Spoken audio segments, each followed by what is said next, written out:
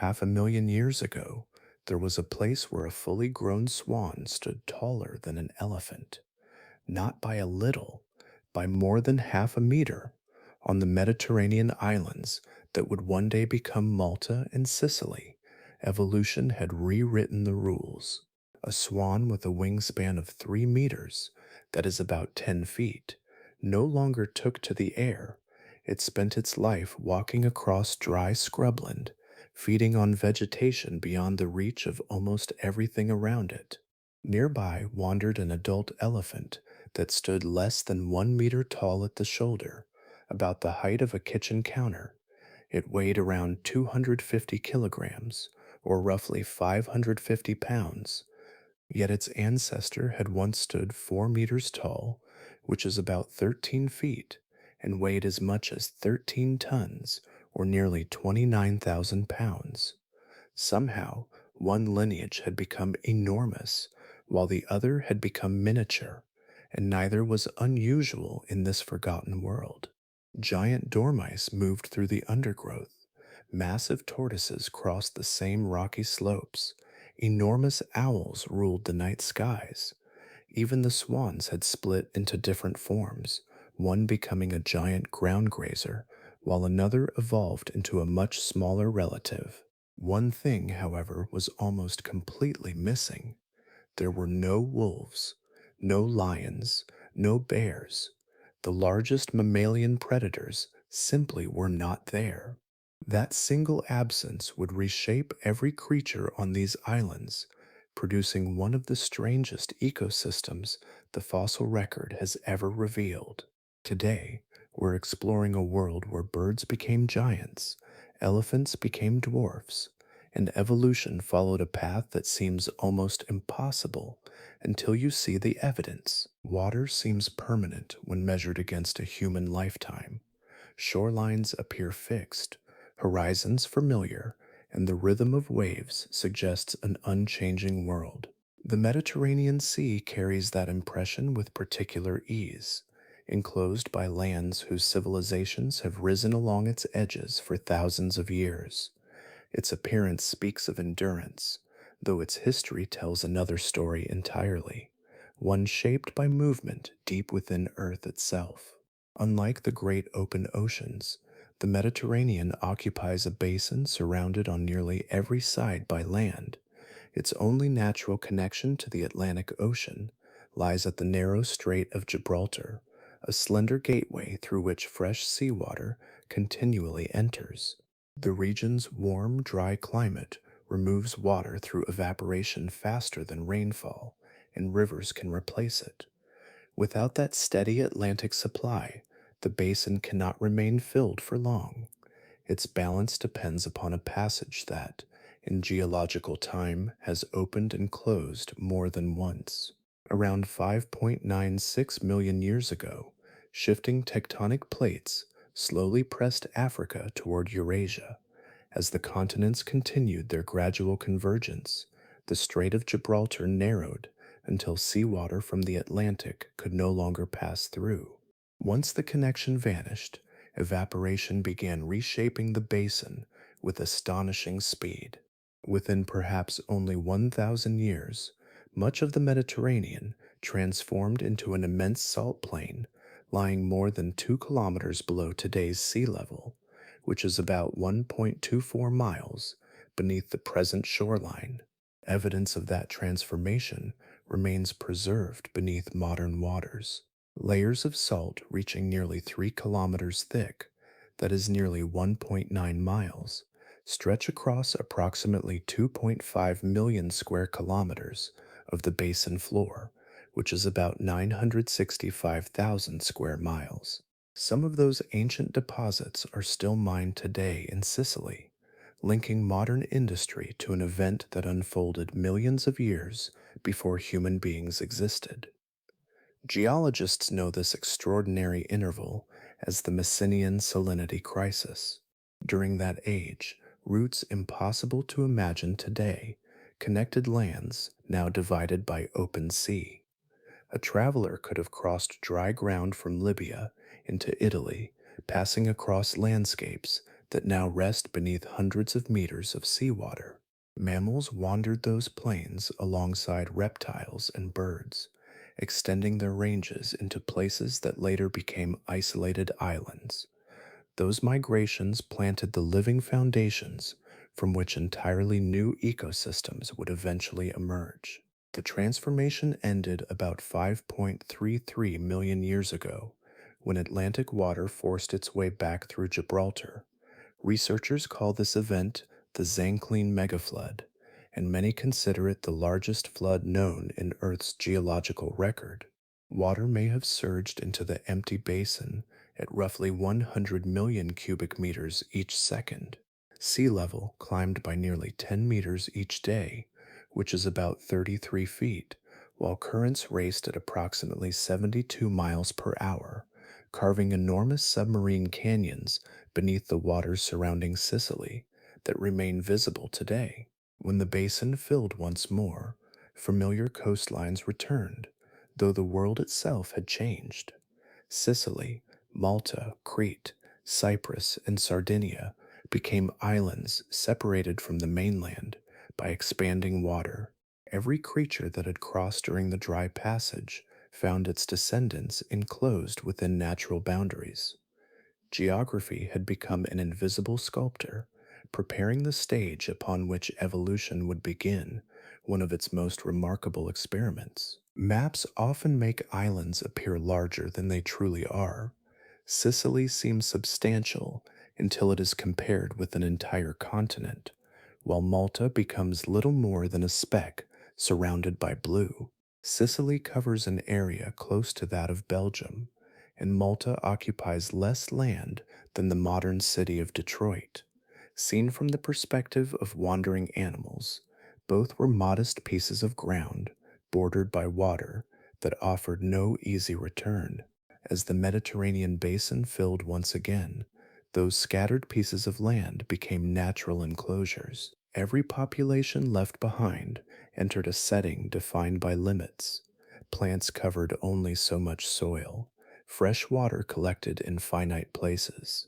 Every valley, hillside, and shoreline could support only a certain number of mouths before resources grew thin.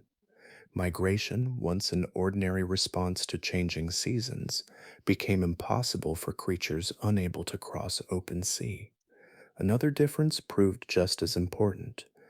Mainland Europe supported wolves, bears, and large cats that shaped the daily lives of grazing animals through constant pursuit.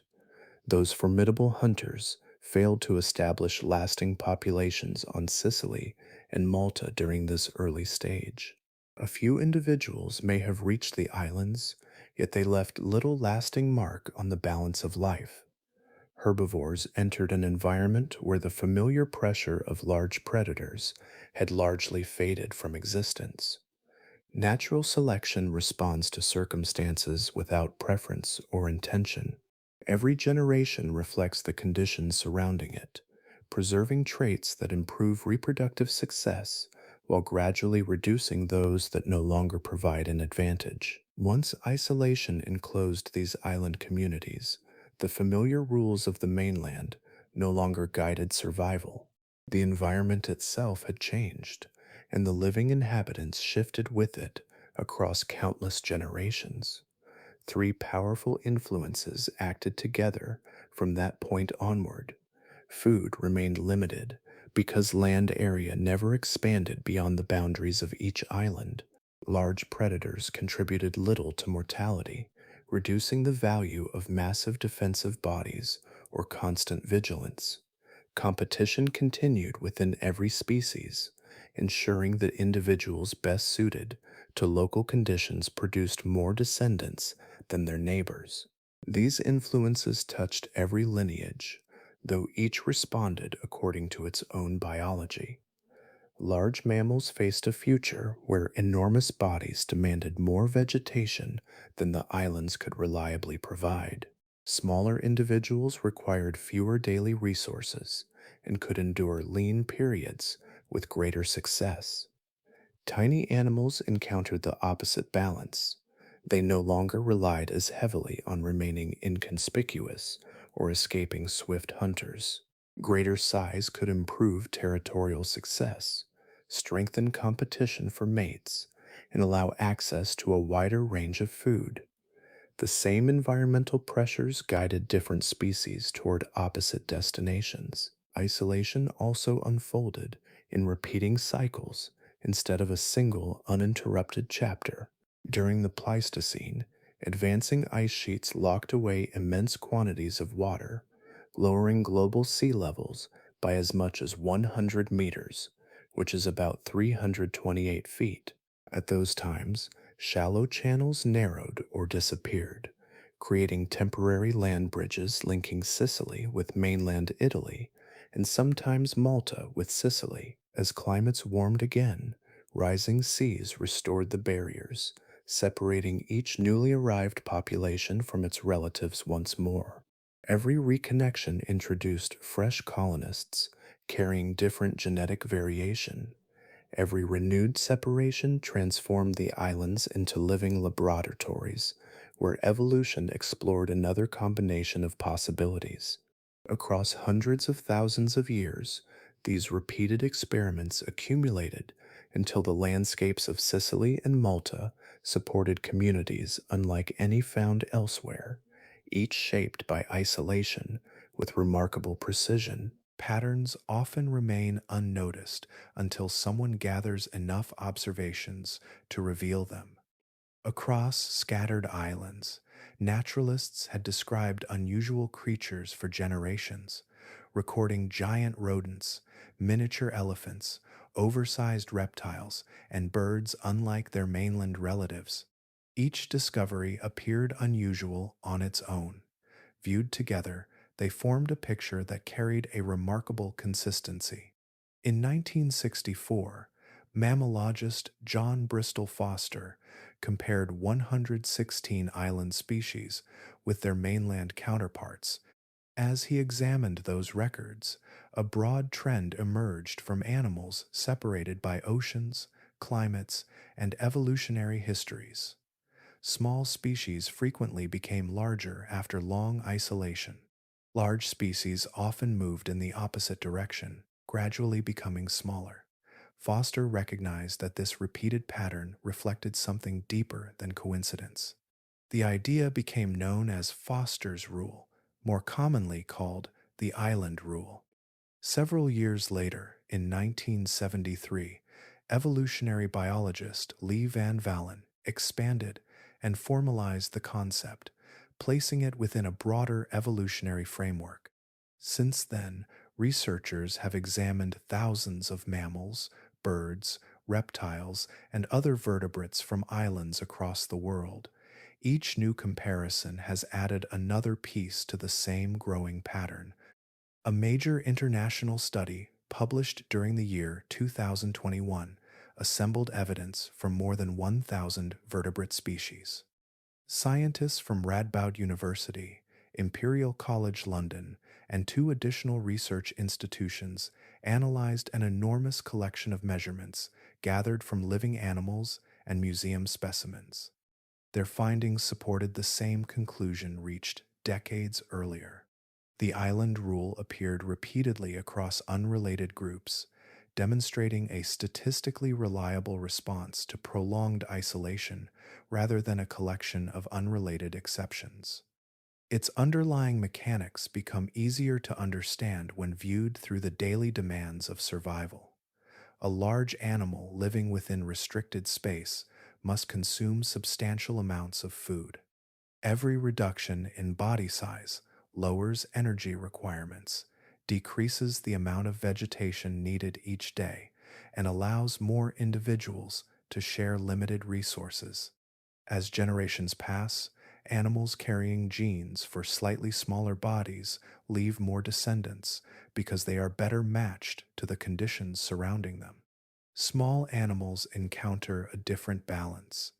Their modest food requirements already fit comfortably within island environments, while the disappearance of powerful predators removes much of the advantage gained from remaining tiny and elusive. Individuals that grow somewhat larger often become stronger competitors for territories, nesting places, and mates. They can store greater energy reserves and withstand seasonal shortages more effectively. Across many generations, those modest advantages accumulate until the average size of the population shifts upward. Distance from the mainland also influences the process. Remote islands receive fewer newcomers capable of mixing with established populations. Isolation therefore continues for much longer, allowing natural selection to reshape body size with greater consistency. Smaller islands strengthen this effect because resources remain limited and ecological opportunities become sharply defined. Sicily and Malta occupied precisely those conditions for repeated intervals throughout the Pleistocene, making them especially favorable settings for pronounced evolutionary change. The island rule, therefore, represents more than an interesting observation. It describes a repeatable biological response emerging whenever geography, ecology, and time align in particular ways. Within the fossil record of the Siculo-Maltese archipelago, its influence became unusually distinct, preserving one of Earth's clearest demonstrations that evolution continually adjusts living forms to match the world they inhabit, one generation after another, across immense stretches of time. Every island story begins somewhere beyond the horizon. Before any dwarf elephant wandered the landscapes of Malta or Sicily, another elephant walked forests and grasslands stretching across much of Europe and Western Asia. Its footsteps belong to one of the largest land mammals the continent has ever known, an animal whose descendants would eventually become almost unrecognizable after reaching isolated shores. This giant was Paleoloxodon antiquus, commonly called the straight-tusked elephant. Fully grown bulls stood as high as 4.2 meters at the shoulder, which is about 13.8 feet, and weighed between 11 and 15 tons. Their immense tusks reached as much as 4 meters in length, which is about 13 feet, projecting forward in long, graceful arcs. Even modern African elephants, themselves among the largest living land animals, were often smaller than the biggest members of this remarkable species. Its success extended across an enormous geographical range. Fossils have been uncovered from Britain across mainland Europe, through Western Asia, and into the Indian subcontinent, while additional discoveries reach northern Africa. During warmer intervals between ice ages, these elephants expanded far to the north, grazing woodlands that once covered places where busy city streets now stand, including the area occupied today by Trafalgar Square in London. Their presence endured across hundreds of thousands of years, adapting to forests rich with broad-leaved trees and open landscapes where abundant vegetation sustained their tremendous appetites. The same lineage would eventually give rise to several different island elephants scattered throughout the Mediterranean. Descendants appeared on Crete, Cyprus, Sardinia, Sicily, and Malta, each population following its own evolutionary path after becoming separated from the mainland. Though these island species differed in final size, they all traced their ancestry back to the same towering traveler that once roamed continental landscapes, with little sign of the extraordinary transformation awaiting its descendants. Ice ages repeatedly reshaped the geography of the Mediterranean basin. As expanding glaciers stored immense quantities of water on land, global sea levels dropped by more than 100 meters, which is about 328 feet. Coastlines shifted outward, narrowing channels that had once seemed uncrossable. Some passages became exposed land bridges, while others shrank enough for powerful swimmers to attempt the journey.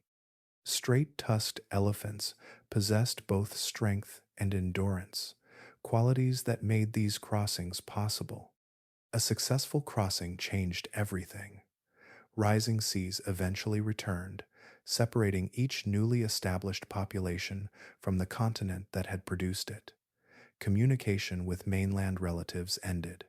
Fresh genes no longer entered the island populations, leaving each group to continue its history within boundaries defined entirely by geography. The descendants inherited the same biological foundation as their continental ancestors, though every generation now encountered different ecological circumstances. Meanwhile, mainland populations continued their familiar existence across Europe for many thousands of generations. They remained enormous herbivores, occupying forests and open country until climatic change and ecological pressures brought their history toward its conclusion. Fossil evidence suggests that the last mainland straight-tusked elephants disappeared around 44,000 years ago. Across the waters, however, their isolated relatives entered an entirely different chapter. They carried the same inherited blueprint, the same evolutionary heritage, and the same distant ancestry. Geography had altered the setting without changing the lineage itself. From that point onward, natural selection would shape those inherited traits into forms that no traveler crossing the shrinking sea could ever have anticipated. Few transformations in the fossil record rival the scale of what happened after the straight-tusked elephant reached the islands. Generation after generation, its descendants moved toward a body size that would have seemed impossible beside their continental ancestors. The change unfolded across immense spans of time, leaving behind one of the clearest demonstrations of insular dwarfism ever discovered. The contrast is difficult to grasp without placing the two animals side by side. The mainland ancestor weighed roughly 11,500 kilograms, which is about 25,351 pounds. Paleoloxodon falconeri, the Maltese dwarf elephant, weighed only about 250 kilograms, which is about 551 pounds. That reduction brought the island species to roughly 2% of the original body mass carried by its ancestors. The same proportion applied to a modern human produces an equally striking comparison. A person standing 6 feet tall, which is about 1.83 meters, would shrink until reaching little more than the height of a small child. The elephant's transformation followed a comparable scale. Fully grown adults stood below 1 meter at the shoulder, which is about 3.3 feet. Some females measured only 80 centimeters tall, which is about 2.6 feet, lower than an ordinary kitchen counter. Newborn calves entered the world no larger than a house cat. Even with these reduced dimensions, nothing about the species suggested weakness or abnormal development. Their skeletons remained well balanced, their limbs supported the body efficiently, and their skulls retained the distinctive features inherited from much larger ancestors. Every individual was fully capable of surviving, reproducing, and maintaining a stable population across hundreds of thousands of years. Evolution had not produced a diminished elephant. It had produced an elephant precisely matched to island conditions. The transformation also unfolded gradually, instead of appearing all at once. Fossil evidence indicates that the earliest dwarf elephant populations remained somewhat larger than those living later. As successive generations continued adapting to restricted resources, average body size continued drifting downward. Selection favored individuals requiring less food while preserving the structural proportions necessary for a long-lived herbivore. The overall shape endured, even as the scale steadily contracted. One of the richest sources of evidence comes from Spinagallo Cave near Syracuse in Sicily. Excavations recovered the remains of 104 individual elephants, including mature males, females, juveniles, and newborn calves. Such an extensive collection allows researchers to reconstruct the complete life history of the species instead of relying on isolated bones scattered across different sites. Differences between age groups, patterns of growth, and variation among individuals become visible through this remarkable fossil archive. Each skeleton preserves more than measurements, wear on the teeth records, feeding habits developed over many years. Limb bones reveal how weight was carried across uneven ground. The proportions of young and old individuals reveal breeding success, survival, and population structure.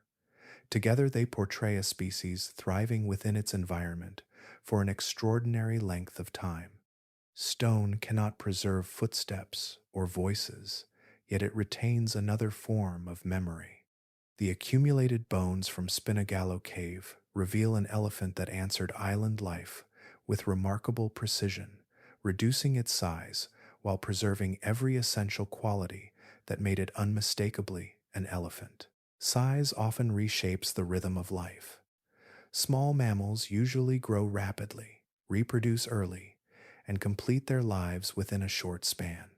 Their bones record an existence measured in urgency, where each season carries enormous importance. The dwarf elephant of Malta followed an entirely different pattern, preserving a pace inherited from ancestors that once towered over forests across Europe. Researchers uncovered this remarkable story by studying bone histology, the microscopic examination of growth layers preserved inside fossil bones. Much like the rings formed within a tree trunk, these layers accumulate through life and preserve a lasting record of development.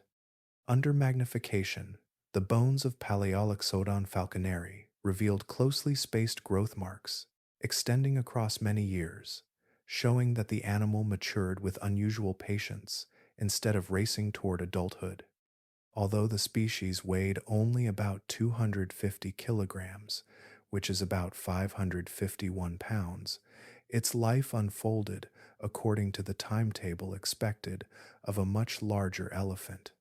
Sexual maturity arrived at roughly 15 years of age, long after many mammals of comparable size had already produced several generations of descendants. Fossil evidence also indicates a minimum lifespan of at least 68 years.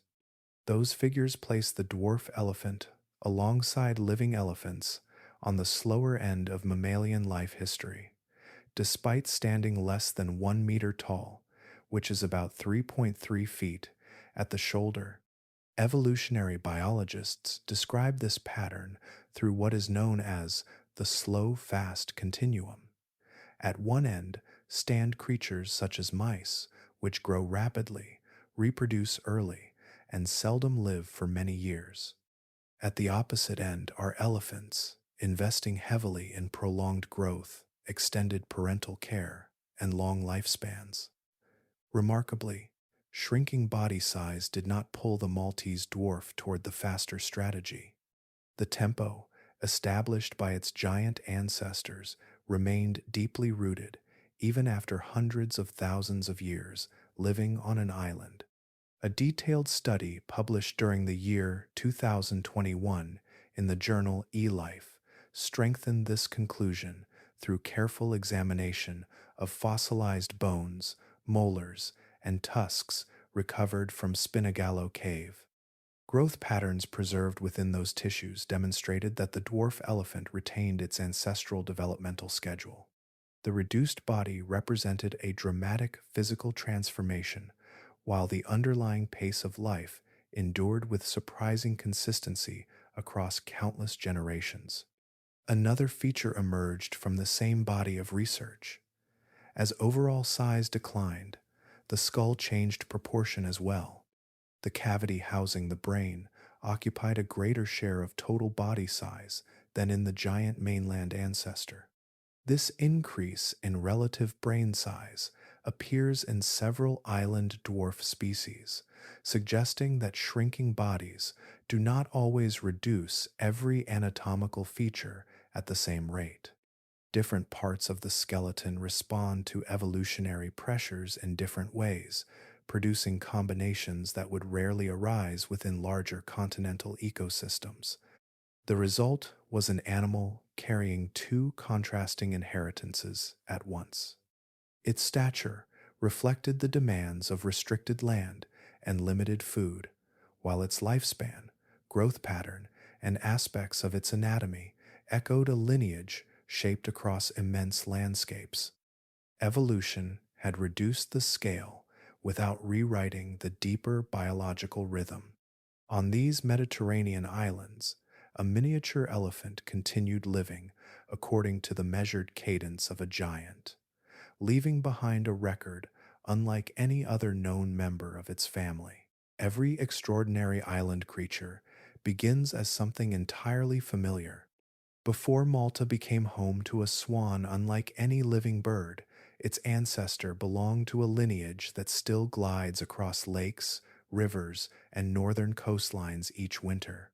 The journey that started this transformation required no unusual mutation, only a successful crossing over open Mediterranean water during a time when the distance between islands and mainland had become far shorter than it is today.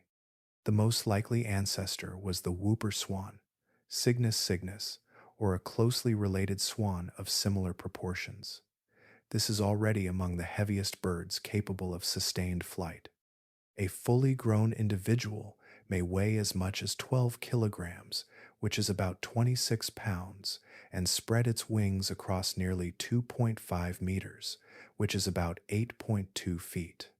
Despite such impressive dimensions, these birds remain accomplished migrants, traveling immense distances between breeding grounds in northern Europe and winter habitats extending across much of Eurasia. During colder intervals of the Pleistocene, global sea levels dropped as enormous quantities of water became locked inside expanding continental ice sheets. The Mediterranean coastline shifted outward, exposing stretches of land and reducing the width of channels separating islands. Flights that would have been impossible across broad expanses of water became much more achievable. A small population of swans eventually reached the Siculo-Maltese Islands, carrying with them the genetic foundation for a remarkable evolutionary experiment. Arrival alone did not determine the future. Isolation did. Once sea levels climbed again, contact with mainland populations ended, leaving each island group to follow its own evolutionary path. The descendants no longer exchanged genes with their continental relatives, allowing natural selection to shape each population according to local conditions. Generation after generation accumulated subtle differences, each inherited change becoming part of a growing divergence that stretched across hundreds of thousands of years. An especially fascinating detail emerges from the fossil record. The same ancestral lineage appears to have colonized these islands more than once. One arrival eventually produced Cygnus equitum, a comparatively small swan resembling an oversized goose while retaining the ability to fly. Another, separated by time and reproductive isolation, gave rise to Cygnus falconeri, whose body expanded in the opposite direction. Two descendants, sharing common ancestry, evolved toward dramatically different sizes while occupying the same broader island system. This parallel history offers powerful evidence that the colonization events occurred independently. Had the populations remained connected through regular interbreeding, continual genetic exchange would have reduced the differences developing between them. Instead, each lineage continued along its own course until their forms stood far apart. Their contrasting proportions became part of the geological memory preserved within caves and sediment, recording separate chapters of the same evolutionary story. The ancestors of the future giant swan entered an environment unlike the wetlands from which they had come.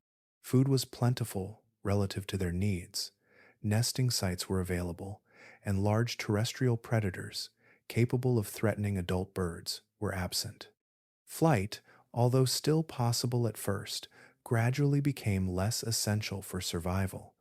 Energy that once supported long seasonal migrations could instead contribute to increased body size across succeeding generations.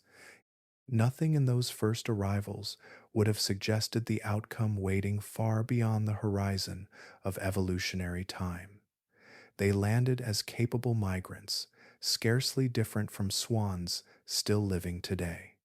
Through prolonged isolation, abundant resources, and the distinctive pressures of island life, their descendants began following a path that no mainland population ever shared, growing into one of the most extraordinary birds the Mediterranean world has ever known.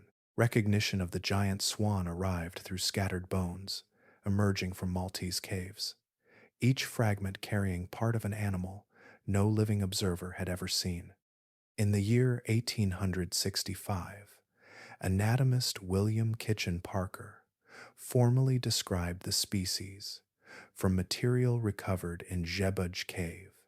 He named it Cygnus falconeri, honoring the Scottish paleontologist Hugh Falconer, whose earlier collections had revealed that Malta preserved creatures unlike those of any mainland landscape.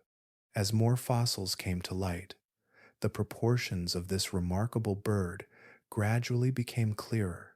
From the tip of its bill to the end of its tail, the giant swan measured between 190 centimeters, which is about 6.2 feet, and 210 centimeters, which is about 6.9 feet.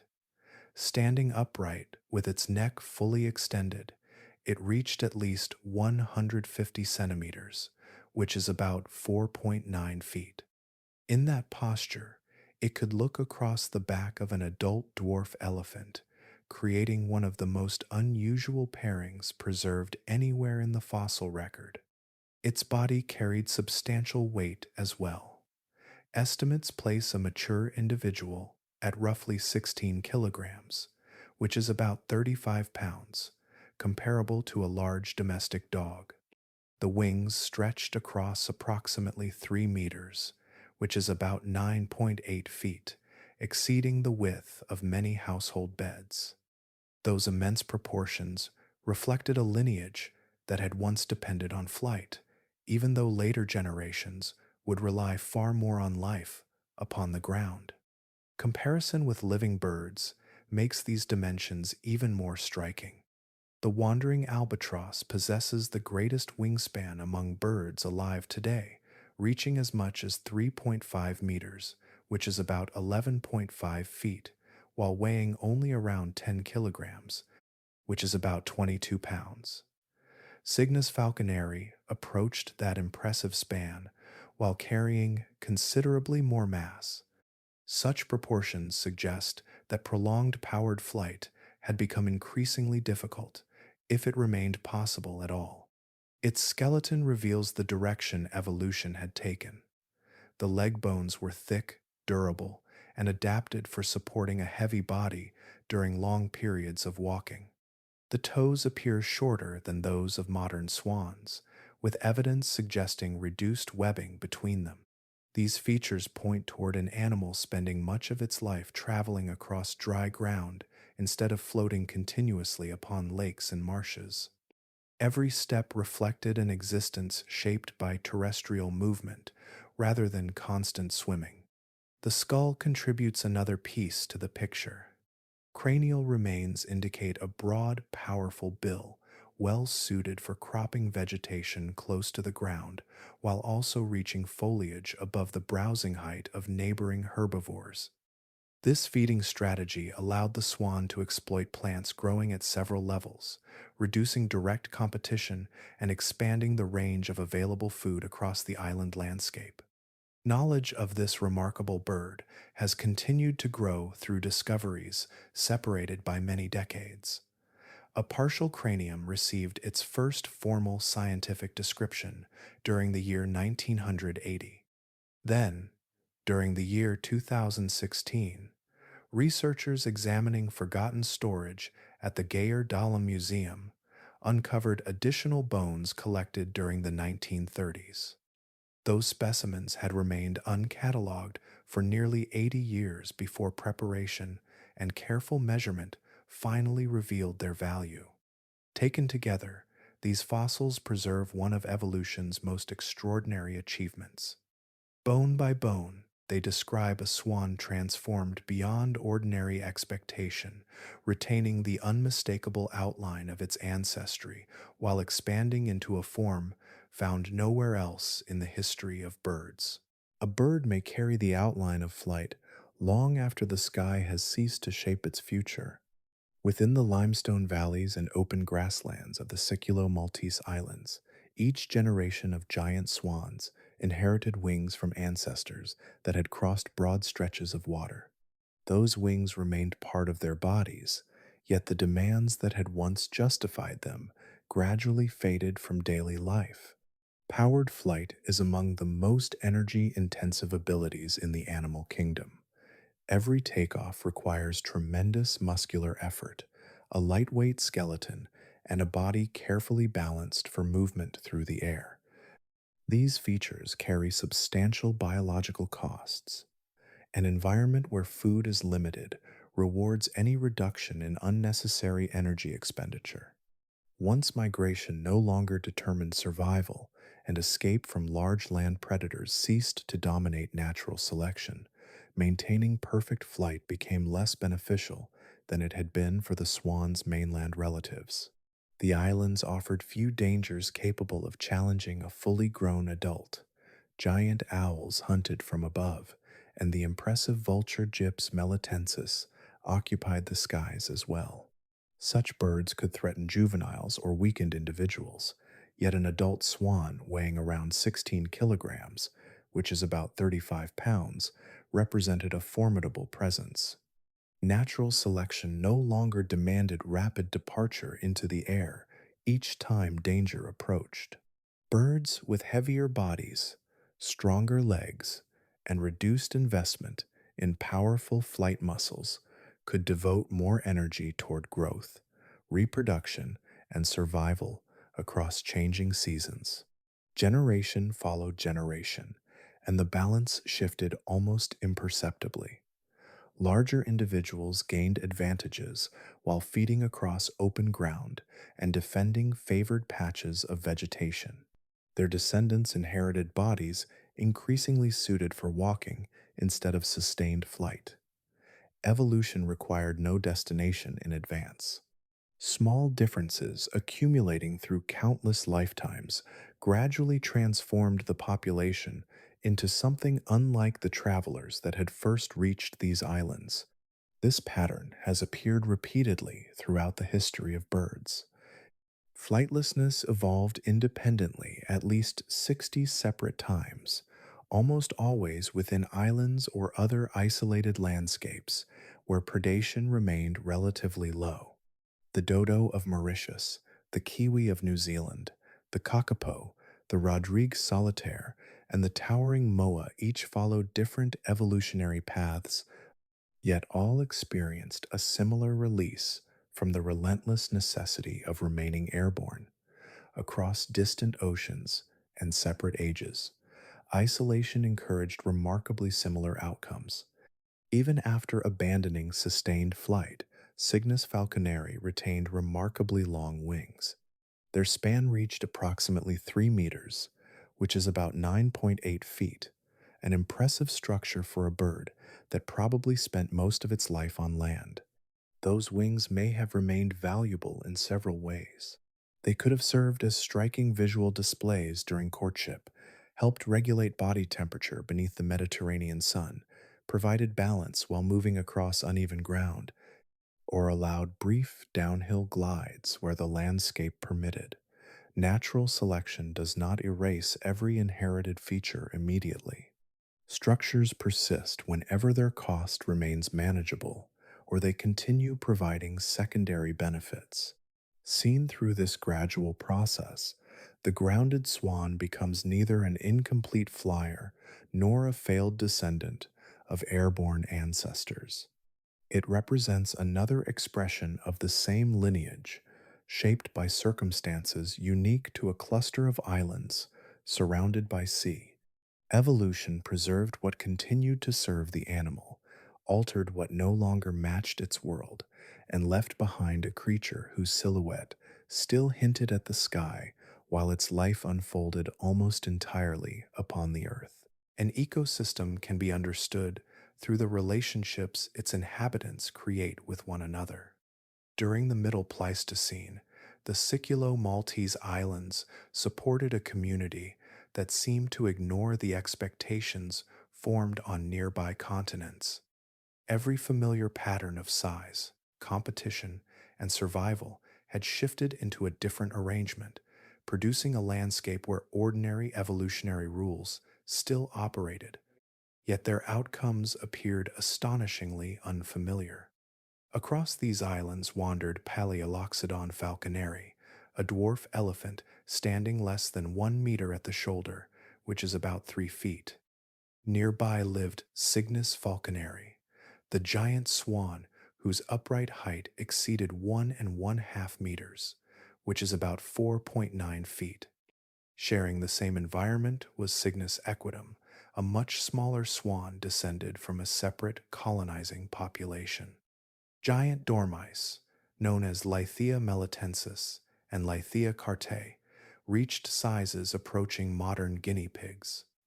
Solitudo robusta carried a shell comparable to the famous giant tortoises of distant oceanic islands. Giant owls, including Tyto gigantea and Athene trinacria, occupied the highest hunting positions, accompanied by large lizards, long-legged owls, otters, giant cranes, and many smaller animals preserved within the fossil record. Nothing about their proportions resembled the communities of mainland Europe. The elephant weighed less than many living domestic dogs. The towering swan could stand eye to eye with the island elephant. Dormice approached the dimensions of small rabbits, while giant tortoises resting among scattered rocks might easily have blended into the landscape until they began to move. Every familiar comparison seemed reversed, as though the balance between large and small had been rearranged by an unseen hand working over hundreds of thousands of years. Large mammalian predators never established permanent populations during this interval. Wolves, bears, and large cats remained absent from these islands. The greatest predator was effectively a massive owl, perfectly adapted for capturing smaller prey, yet unable to dominate the largest herbivores in the manner expected across continental ecosystems. This absence shaped every layer of ecological interaction, allowing grazing animals and birds to follow evolutionary paths that would have remained impossible where powerful carnivores patrolled the ground. Plant life reflected the Mediterranean climate. Dry scrubland stretched across rolling terrain, dotted with hardy shrubs, grasses, and scattered trees capable of enduring thin soils and recurring seasonal drought. The giant swan browsed vegetation beyond the comfortable reach of the dwarf elephant, reducing direct competition despite sharing much of the same habitat. Giant tortoises cropped lower growth, while smaller herbivores occupied still different feeding niches. Energy moved through the community with remarkable efficiency because each species gradually settled into its own ecological role. This arrangement endured for hundreds of thousands of years. Fossil deposits reveal no sign of an ecosystem collapsing under its own peculiar structure. Stability emerged through countless generations as each lineage adjusted to the same island conditions. The result was a community that functioned according to its own ecological logic, balanced within boundaries created by isolation, limited space, and changing sea levels. Viewed from the present, the strongest description is neither strange nor impossible. The better word is alien in its oldest meaning, belonging to another place. The Middle Pleistocene Siculo-Maltese Islands formed a Mediterranean world that shared the same sun and sea as today, yet followed a biological rhythm unlike any surviving ecosystem on Earth. Memory sometimes gathers in places where water slows, sediment settles, and countless seasons pass without disturbance. On the southeastern coast of Malta, near the present-day village of Birjabuja, a limestone hillside conceals one such place. A passage extending 144 meters, which is about 472 feet, leads inward through rock that has preserved an extraordinary record of vanished lives. The cave bears the Maltese name Gar Dalam, translated as Cave of Darkness, a title earned through depth rather than legend. From outside, little hints at what rests within. The entrance is modest, opening above a dry valley shaped by weather and time. Beyond that threshold, however, the cave becomes a natural archive, assembled grain by grain across roughly 500,000 years. Floodwaters repeatedly entered the chamber, carrying mud, pebbles, branches, and the remains of animals from the surrounding landscape. Each episode left another layer, gradually sealing older deposits beneath younger ones until the floor became a chronological record preserved inside stone. Reading those layers resembles turning the pages of an immense history written in sediment instead of ink. The deepest deposits, dating back more than 500,000 years, contain the bones of dwarf elephants, dwarf hippopotamuses, giant swans, and numerous smaller animals carried into the cave during the Middle Pleistocene. Above this lies a distinct bed of rounded pebbles, marking a different environmental episode. Higher still rests the deer layer, formed around 18,000 years ago, preserving species that occupied Malta after earlier island communities had disappeared. Near the surface appear traces connected with the first human settlers, arriving approximately 7,400 years ago, long after the remarkable island fauna had vanished. The oldest deposits are commonly known as the hippopotamus layer. Despite its name, the sediment contains much more than dwarf hippopotamuses alone. Fossils recovered there include dwarf elephants, giant swans, giant dormice, wolves, bears, red deer, birds, and many smaller creatures. Together, they preserve evidence of repeated arrivals during periods when lower sea levels, narrowed water crossings, or exposed temporary land connections. Each arrival added another chapter to the evolving island community before rising seas once again separated Malta from neighboring lands. Scientific exploration began during the 19th century. Italian geologist Arturo Isel carried out the first formal investigation in the year 1865. Far more extensive excavations followed between the years 1892 and 1933, revealing thousands of fossils that transformed scientific understanding of Mediterranean island evolution. Researchers gradually recognized that these bones represented one of the richest windows into insular dwarfism and gigantism anywhere in the world. Remarkable discoveries continued well into the present century. During the year 2016, museum staff examined forgotten storage boxes containing material collected during the late 1930s by Joseph George Baldacchino. Among those neglected specimens were additional remains of Cygnus falconeri. Nearly 80 years had passed before the fossils were finally cleaned, measured, identified, and incorporated into scientific study, demonstrating that important discoveries sometimes wait patiently within museum collections as well as within the earth itself. Today, the cave forms part of a heritage Malta site. Visitors can still observe fossils embedded within sections of the cave walls, while the museum above displays composite skeletons, historical exhibition cases, and rows of carefully preserved bones.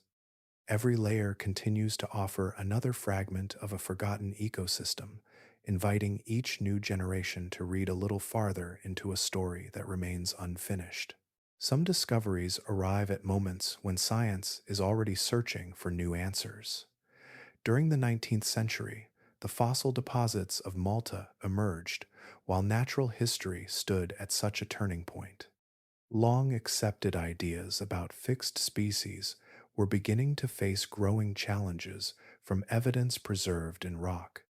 Each newly uncovered bone from the islands entered that conversation, carrying details that no existing framework could fully explain. Among the earliest scholars to study these remarkable fossils was the Scottish paleontologist Hugh Falconer. While examining elephant teeth collected from Malta, he recognized that they belonged neither to juveniles nor to diseased animals. The teeth displayed the structure expected of elephants, yet every feature appeared reduced in scale. They represented a lineage closely related to mainland giants, while unmistakably transformed by a different evolutionary history. Falconer appreciated that these specimens deserved careful attention, although he would not live to see the full importance of his observations unfold. The year 1865 marked both an ending and a beginning.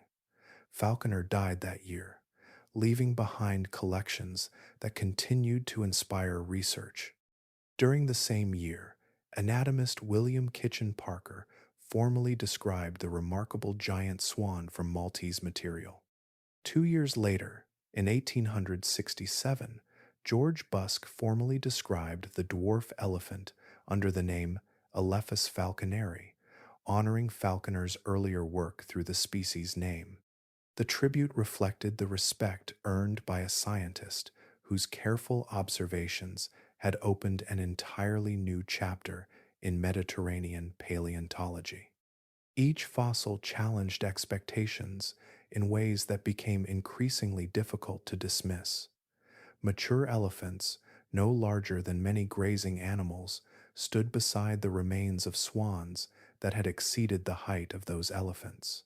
Careful examination revealed fully developed bones, complete adult teeth, and evidence of mature individuals that had lived, reproduced, and died as members of thriving populations. Nothing suggested deformity or illness.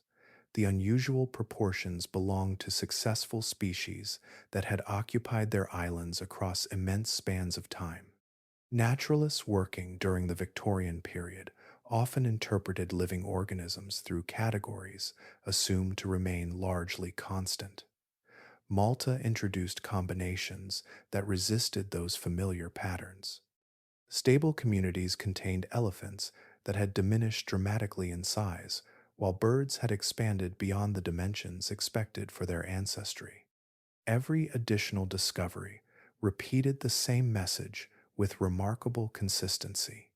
Similar dwarf elephant fossils gradually appeared from Sicily, Cyprus, Crete, and Sardinia, strengthening the conclusion that these were recurring biological outcomes rather than isolated curiosities. As collections expanded through the late 19th century and into the early 20th century, the evidence became increasingly coherent. Separate islands repeatedly produced distinctive descendants from mainland ancestors, each shaped by local conditions over many generations. Researchers could compare skeletons, teeth, growth patterns, and anatomical proportions across different islands, finding variation that followed understandable biological pathways instead of random change. The growing record transformed scattered discoveries into a connected scientific narrative. These fossils ultimately illustrated, with unusual clarity, an idea that Charles Darwin had argued through observation and reasoning. Evolution was not an abstract principle operating beyond direct examination. It left measurable traces inside bone, tooth, and skull, recording how changing environments guided inherited traits across deep time. The Maltese discoveries revealed that islands could reshape familiar animals into forms almost unimaginable while preserving unmistakable links to their ancestry. The bones were never exceptions waiting to be explained away. They became enduring evidence, allowing Earth's history to speak through its own carefully preserved remains.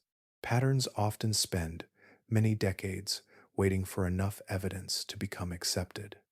Throughout much of the 20th century, the island rule occupied that uncertain space. Naturalists had documented striking examples from islands around the world where large animals frequently became smaller, while smaller creatures often grew larger. Even so, researchers continued asking whether those examples reflected a genuine biological principle or only an interesting collection of coincidences drawn from a limited range of species. The discussion centered on breadth as much as certainty. Mammals appeared to follow the pattern with impressive regularity, yet questions remained about birds, reptiles, and other vertebrates. Some scientists proposed that each evolutionary lineage responded according to its own unique circumstances, making any broad rule unreliable. Others argued that isolation itself imposed recurring pressures regardless of ancestry. Resolving that disagreement required far more information than earlier generations had possessed. That evidence finally arrived through an international collaboration published during the year 2021 in the journal Nature, Ecology, and Evolution. Led by Ana Benitez Lopez, together with colleagues from Radboud University and several partner institutions, the research assembled measurements from more than 1,000 vertebrate species, combining information from museum collections with observations of living populations. The resulting database extended across continents, climates, and island systems, creating the largest examination of the island rule ever attempted. The conclusions were remarkably consistent. Mammals, birds, and reptiles all displayed widespread body size shifts after becoming isolated on islands. Large mainland species commonly evolved toward smaller bodies, while smaller ancestors frequently increased in size. The strongest changes appeared on islands with limited area and greater separation from continental populations. Climate and seasonal conditions also influenced the direction and degree of evolutionary change, shaping how each isolated population responded across many generations. Those findings echoed what the Maltese fossil record had been preserving for well over a century. The dwarf elephants, giant swans, enlarged dormice, and other unusual animals were no longer viewed as exceptional curiosities standing apart from the rest of nature. Their histories fit within a broader evolutionary pattern repeated across distant island landscapes. Isolation, limited resources, altered competition, and reduced predation consistently guided bodies toward new proportions through the steady accumulation of inherited variation. The analysis also highlighted another important influence. Evolutionary change became more pronounced when only a small number of individuals established a new population after crossing open water. Small founding groups carried only part of the genetic diversity found in their mainland ancestors. As generations passed within isolation, natural selection worked upon that narrower starting point, while gene flow from outside populations remained absent. The conditions described by the researchers closely matched the history reconstructed for the Siculo-Maltese Islands, where repeated crossings by relatively few colonists created separate evolutionary experiments across deep time. Viewed through this modern perspective, the transformations recorded in Malta no longer seem improbable. The shrinking elephant and the expanding swan emerged from biological processes that evolutionary science can now recognize with increasing confidence. Their forms still appear astonishing when imagined together across the same landscape. Yet the forces shaping them followed principles observed far beyond the Mediterranean. The fossils anticipated a conclusion that statistical analysis would reach many decades later. They had preserved the evidence long before science possessed enough examples to recognize the pattern with certainty. Across the world, scattered islands have served as natural laboratories where evolution repeatedly explored unexpected directions. Sicily and Malta produced one of the richest fossil records of these transformations, yet they were never alone. Similar stories unfolded on distant shores, separated by thousands of kilometers, which is about 621 miles, where isolation reshaped familiar animals into forms that would have seemed improbable on any mainland. Far out in the Indian Ocean, the dodo began as a flying pigeon that reached the island of Mauritius. Free from mammalian predators and surrounded by dependable food, generation after generation invested less energy in flight and more in body size. Adults eventually weighed around 20 kilograms. Their wings became too small for sustained flight, while sturdy legs carried them across the forest floor. This successful way of life endured until people reached the island during the 17th century. Within only a few decades, hunting, introduced animals, and habitat disturbance erased a lineage that had flourished for countless generations. Another island story survives today in the form of the Komodo dragon. Found naturally on only a handful of Indonesian islands, this remarkable lizard commonly reaches 3 meters, which is about 10 feet, in length and can weigh around 70 kilograms. Although researchers continue to examine the balance between inherited ancestry and island influences, the limited community of competing predators allowed these reptiles to occupy the role of dominant terrestrial hunter. Their impressive size illustrates how isolation can amplify traits that prove advantageous within a restricted ecosystem. Nearby, another large bird followed a path similar to the dodo. The Rodrigues solitaire descended from a pigeon ancestor that settled Rodrigues Island in the Indian Ocean. With little need for sustained flight, its body became larger and more robust, while flight capability disappeared. Contemporary accounts described a bird, unlike any living pigeon, adapted to life on the ground instead of the sky.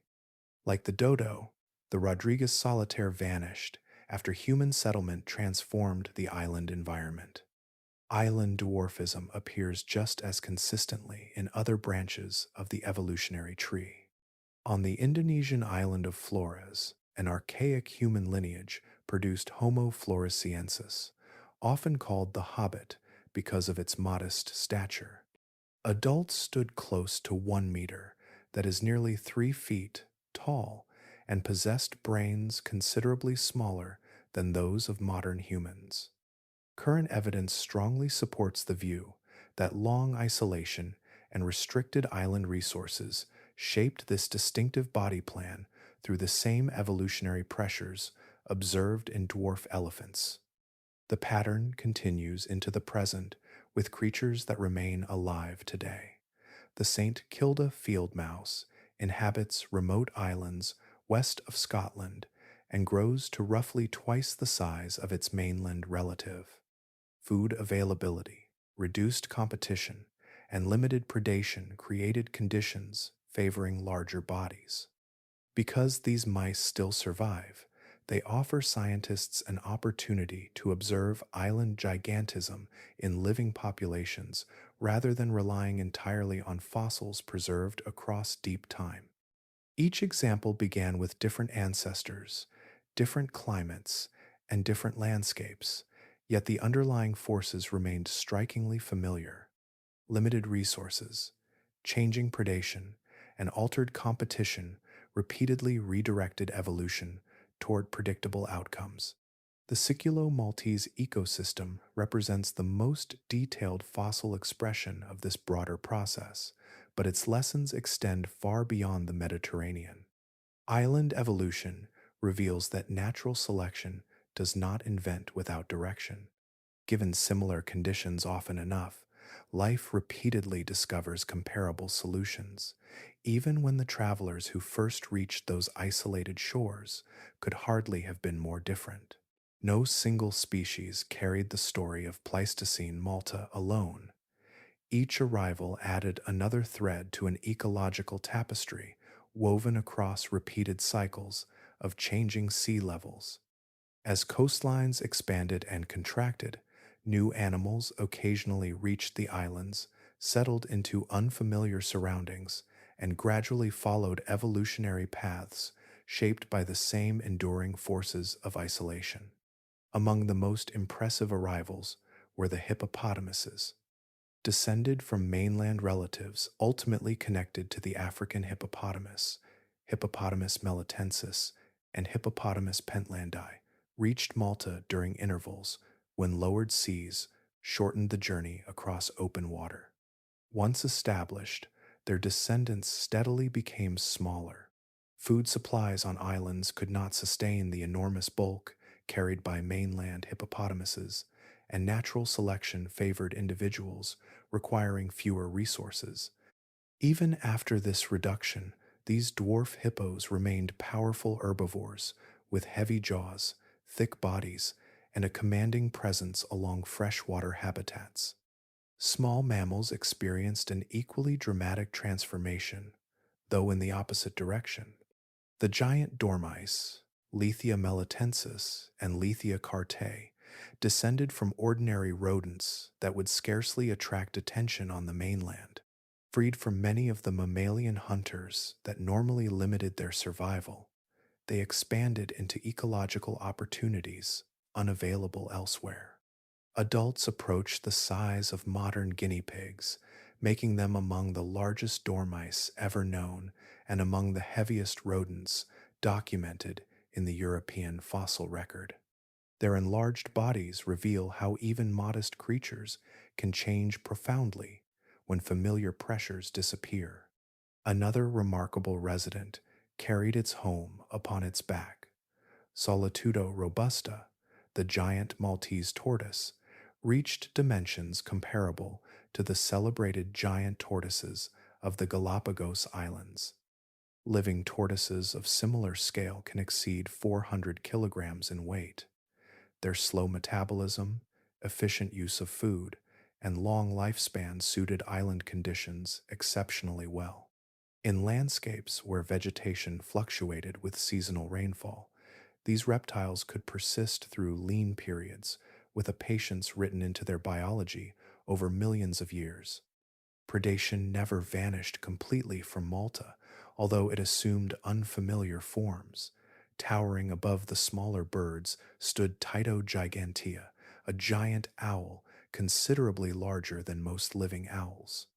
Without wolves, bears, or large cats occupying the highest hunting role, these powerful birds became leading predators within the island community. Their prey probably included rodents, young birds, reptiles, and other animals small enough to be subdued with formidable talons. Even so, an adult giant swan or mature dwarf elephant likely stood beyond the regular reach of these aerial hunters. The fossil layers preserved within Gar Dalam reveal that these remarkable creatures did not all inhabit the islands simultaneously. Different sedimentary horizons contain distinct communities, reflecting successive chapters rather than one unchanging world. The layer rich in hippopotamus remains differs from those dominated by dwarf elephants, showing that fresh waves of colonists periodically arrived as glacial cycles lowered sea levels. Some newcomers flourished alongside established species, while others gradually replaced earlier inhabitants as environmental conditions shifted. Viewed together, These discoveries portray Malta as an evolving stage where communities assembled, transformed, and yielded to those that followed. Every colonization event began with ordinary mainland animals. Isolation, limited resources, and altered ecological relationships repeatedly reshaped them into forms found nowhere else. The resulting fossil record preserves a sequence of living worlds, each distinct from the last, yet all connected by the same enduring principles that guided evolution across these islands. The transformation began long before anyone could have noticed it. No season marked the change, and no generation witnessed the full journey. Across countless births, deaths, and changing climates, the bodies of Malta's elephants drifted toward a different balance, guided by pressures so small that each one seemed almost insignificant on its own. The mainland ancestors of Paleoloxodon falconeri weighed as much as 11,500 kilograms. Their descendants on Malta eventually averaged only about 250 kilograms. Such a difference appears almost impossible until body size is viewed as a trait shaped gradually through inheritance. Elephant calves tend to resemble their parents. Some inherit slightly larger frames, while others inherit slightly smaller ones. Those natural differences provide the raw material upon which natural selection acts. Life on a small island rewarded efficiency. Every kilogram carried by an elephant demanded additional food, water, and energy. An individual with a slightly lighter body required fewer plants each day, wandered across a smaller feeding range, and endured lean seasons with greater success. During years when drought reduced vegetation, those modest advantages became increasingly important. Animals surviving these difficult periods were more likely to leave offspring carrying similar traits. The following generations shifted almost imperceptibly toward a smaller average size, continuing this pattern across thousands upon thousands of years. No elephant altered its own body during its lifetime. Each animal lived according to the biology inherited at birth.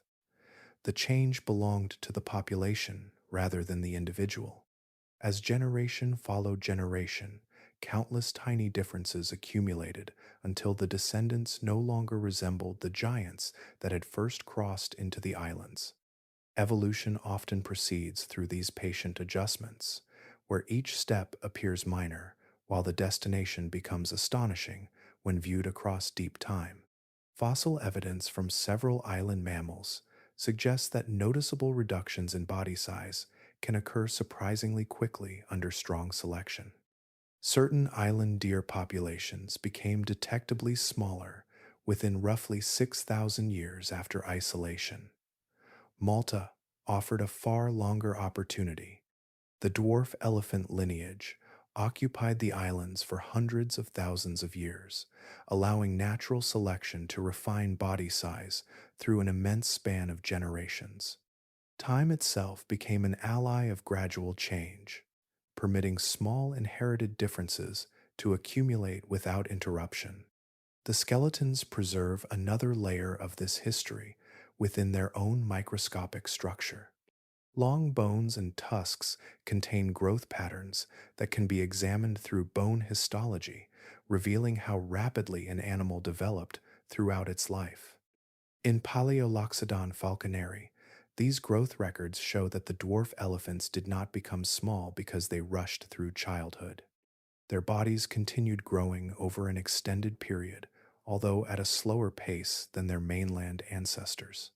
Development unfolded with reduced metabolic demands, producing fully mature adults whose compact size reflected an entirely different growth strategy instead of an abbreviated one. This distinction carries great importance. Earlier ideas sometimes imagined dwarf species as oversized juveniles that reached adulthood too early.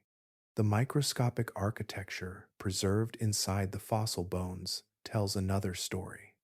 These elephants completed a normal life history adapted to island conditions. Their muscles, skeletons, and metabolism developed in harmony with their reduced stature. What emerged was not an incomplete elephant, nor a diminished imitation of its ancestor, but a species whose proportions had been patiently rewritten by natural selection until smallness itself became the most successful way to live. Another lineage answered the island in the opposite direction. While elephants steadily surrendered their size, the ancestors of the giant Maltese swan found opportunity in becoming larger. The same landscape shaped both transformations, although the pressures guiding them flowed along different paths. Evolution did not favor one destination over another. It favored whichever body best matched the conditions waiting on the islands. The ancestral swans arrived from a mainland where flight determined nearly every aspect of survival. Large mammals hunted from the ground, birds of prey searched from above, and people eventually added another source of danger. Every extra kilogram made powered flight more difficult. Wings had to lift the entire body into the air, demanding powerful breast muscles, lightweight bones, and an enormous daily investment of energy. Natural selection, therefore, kept body size within practical limits, preserving a balance between strength and the ability to escape. Isolation altered those conditions. Large mammalian predators disappeared from the islands, and the constant need for rapid flight relaxed. Swans that carried slightly heavier bodies could spend more time feeding without paying the full energetic cost demanded by frequent takeoffs. Greater size also brought advantages during competition. Larger birds defended nesting territories more successfully, displaced smaller rivals from productive feeding areas, and reached vegetation beyond the grasp of lighter individuals. Their offspring inherited much of that physical advantage, allowing the average body size to increase through many generations. As this gradual shift continued, the architecture of the body also changed. Maintaining the machinery required for sustained flight consumes considerable energy throughout an animal's life. Heavy flight muscles, specialized bones, and the demanding rhythm of repeated wing beats all require resources that could otherwise support different forms of growth. Once flight became less essential, natural selection redirected part of that energetic budget into greater body mass, larger energy reserves, and increased reproductive investment. Each adjustment was modest on its own, although their combined effect became striking across hundreds of thousands of years. The largest members of each generation left descendants more frequently than smaller competitors. Over immense stretches of time, the upper end of the population gradually became ordinary. Individuals that might once have seemed unusually large eventually represented the common form of the species. Evolution rarely leaps from one condition to another. It advances through inherited variation, accumulating until yesterday's exception becomes today's average. The fossil record preserves this pattern across many island birds separated by oceans and millions of years.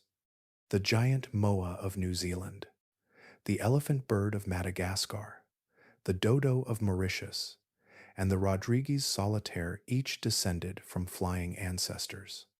Although these lineages belong to different branches of the bird family tree, isolation repeatedly encouraged greater size and reduced dependence upon flight.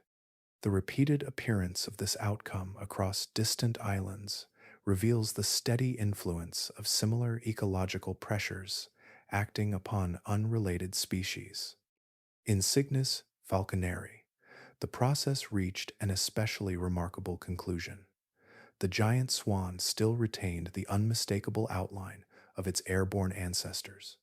Hollow bones remained, wings persisted, and the graceful proportions of a swan endured. Yet every feature had been reshaped by prolonged island selection. The result was a bird that carried the memory of flight within its anatomy, while spending its life as a commanding inhabitant of the ground, occupying a role that no mainland swan had ever achieved. Every ecosystem writes its own rules for survival. Some reward speed, others strength, while a few ask almost nothing at all. During the long chapter, when the dwarf elephant and giant swan flourished across the Siculo-Maltese islands, one powerful force that shaped mainland life had almost disappeared. Large, mammalian predators were absent, leaving behind an environment where vigilance no longer carried the same value it once had. Across mainland Europe, during the Pleistocene, life unfolded beneath constant pressure. Cave lions, leopards, wolves, brown bears, and hyenas occupied the highest levels of the food web.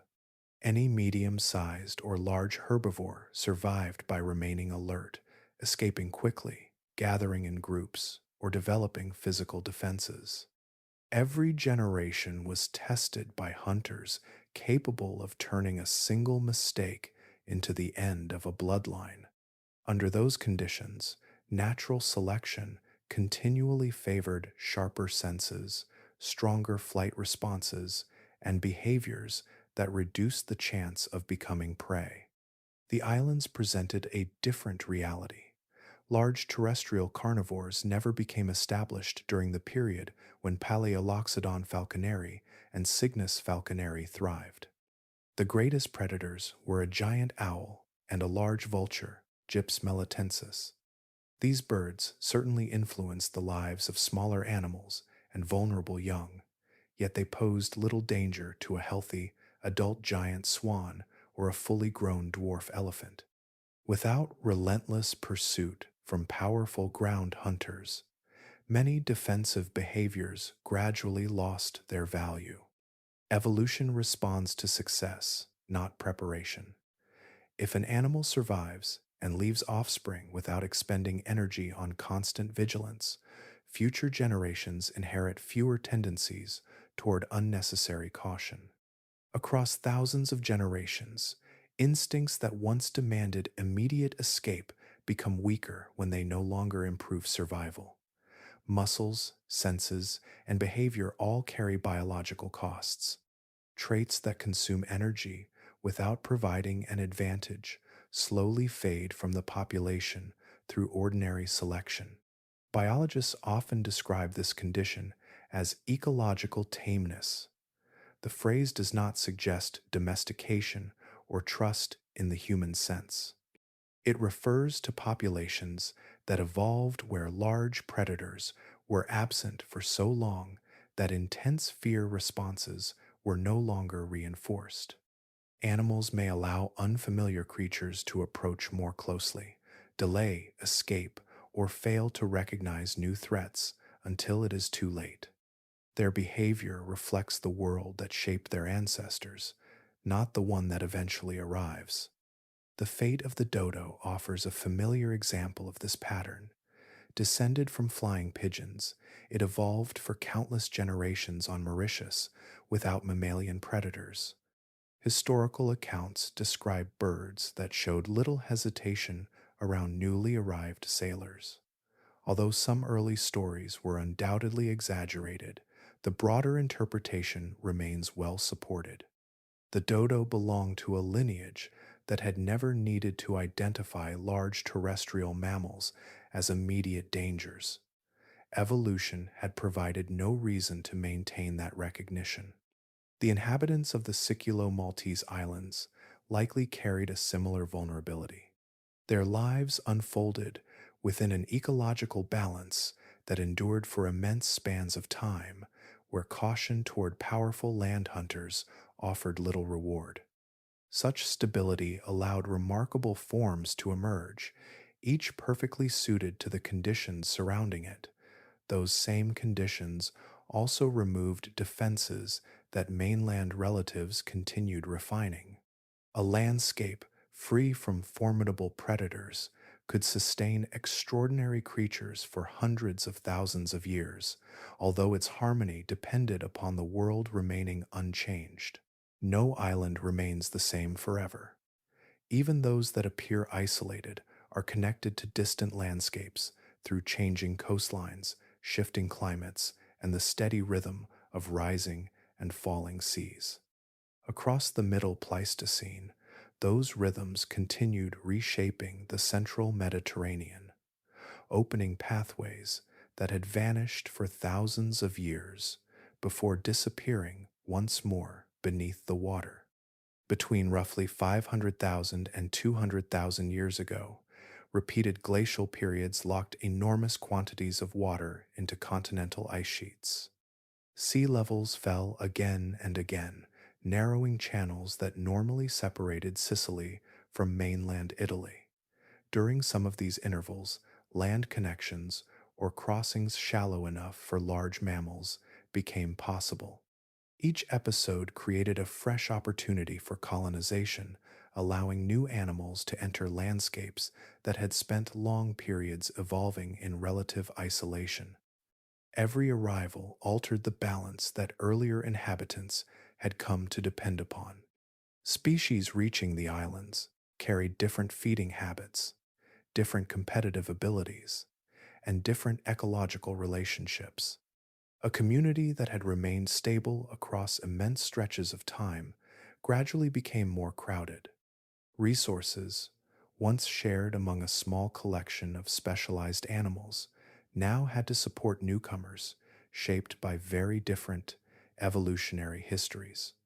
Among these arrivals were larger herbivores, including deer, that eventually produced their own distinctive island descendants.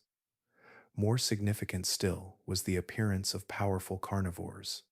Fossil layers, preserved within Gar Dalem, reveal bears and wolves in deposits that formed after the earliest communities dominated by the smallest dwarf elephants and giant swans.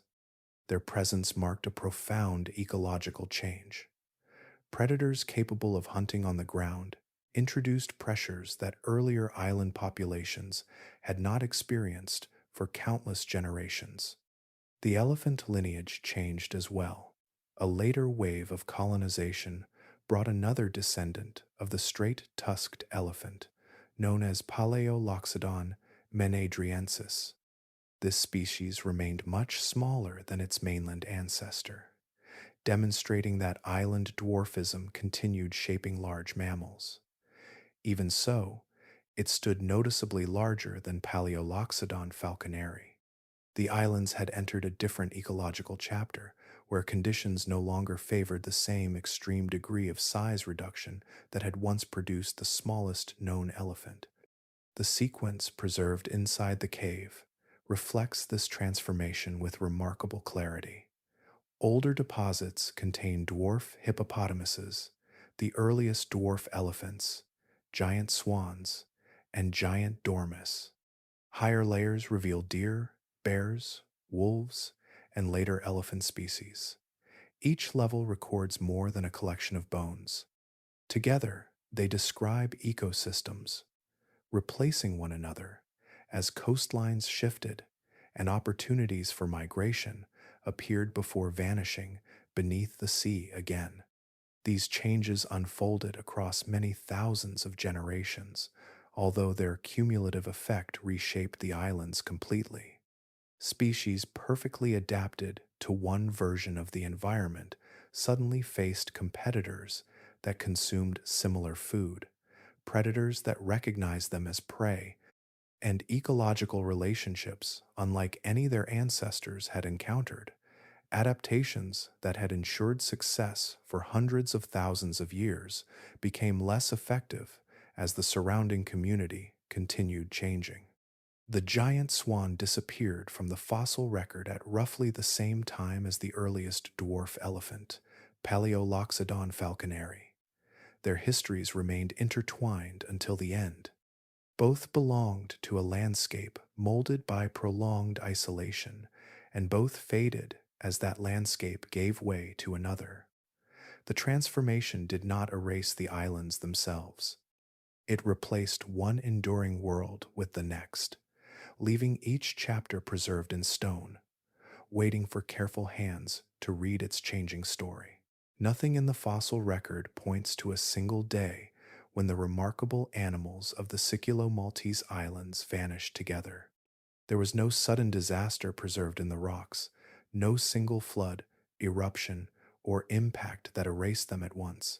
Their disappearance unfolded through countless ordinary seasons as one ecological order gradually yielded to another. The ending was measured in generations, each one carrying slightly fewer descendants than the last. The islands that had once rewarded unusual forms of life were changing. New arrivals entered habitats already occupied by animals shaped through hundreds of thousands of years of isolation. Those earlier inhabitants had become specialists in a world with limited competition and almost no large terrestrial predators. The newcomers carried different advantages, forged in landscapes where danger, rivalry, and continual adaptation had never relaxed their grip. For the giant swan, those differences proved profound. Its body had become an excellent fit for a predator-poor environment. Standing about 1.5 meters tall, which is about 4.9 feet, it grazed efficiently and walked with confidence across open ground. Generation after generation had favored greater size and reduced reliance on flight. A wolf or bear represented an entirely different challenge. Escaping required instincts and behaviors that had not been strengthened through selection across its Long Island history. The smallest elephant followed an equally difficult path. Paleoloxodon falconeri had reduced its enormous mainland frame until adults stood well under 1 meter at the shoulder, that is nearly 3.3 feet. Such a body demanded far less food and water, making excellent use of limited island resources. That same reduction removed much of the physical presence that protects modern elephants from attack. Its life history remained characteristically slow. Individuals matured after many years, reproduced infrequently, and often lived for decades. Losses within the population accumulated more rapidly than they could be replaced. Smaller creatures faced their own pressures. Giant dormice had flourished where few mammals competed for similar food and where specialized terrestrial hunters were absent. Their unusual size had once been an advantage. As additional rodents and carnivorous mammals reached the islands, that balance shifted. Food sources became contested, while predators encountered prey whose habits had developed without continual pressure to avoid pursuit. Adaptations that once ensured success no longer matched the demands of the transformed community. These changes did not require exceptional violence. Ecological systems respond to countless interactions repeated over immense spans of time. A slight disadvantage in finding food, a modest increase in juvenile mortality, or fewer successful breeding seasons can gradually reduce populations until recovery becomes impossible. Fossil assemblages reveal replacement rather than sudden disappearance, with one collection of species yielding to another as environmental conditions and biological relationships evolved together. One important detail remains firmly supported by archaeological evidence. Human beings were not present on Malta during the lifetime of these extraordinary animals. The earliest known settlement of the islands dates to about 7,400 years ago, long after the giant swan, the smallest dwarf elephant, the giant dormice, and the dwarf hippopotamuses had already vanished.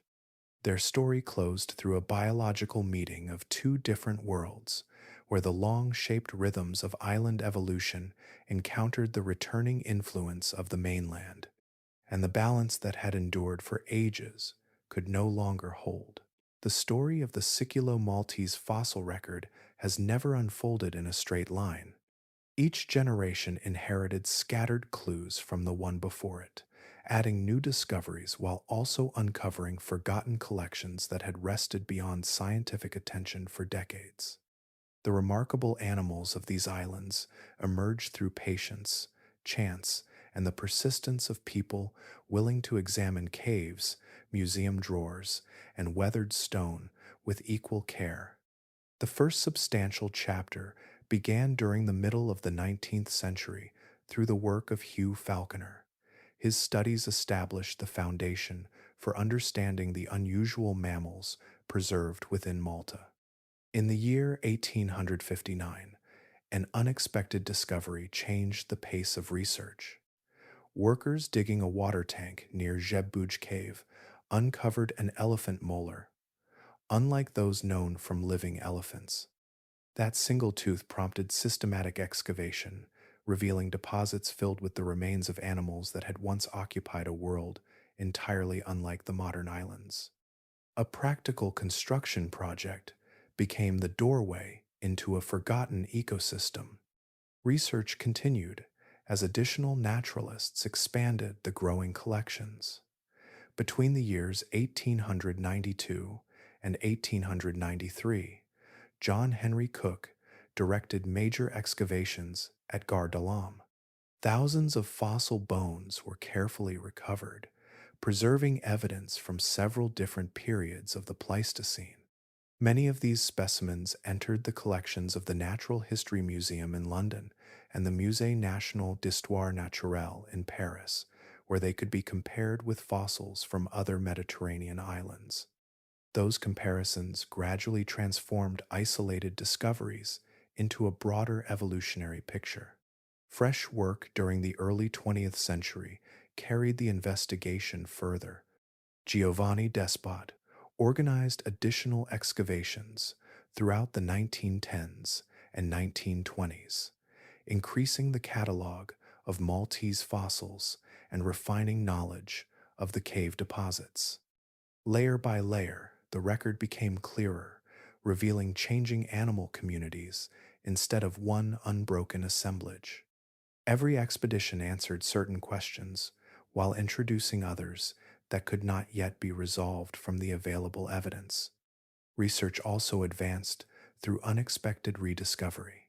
During the year 2016, museum staff preparing storage areas at the Gehardala Museum encountered boxes collected during the 1930s by Joseph George Baldacchino.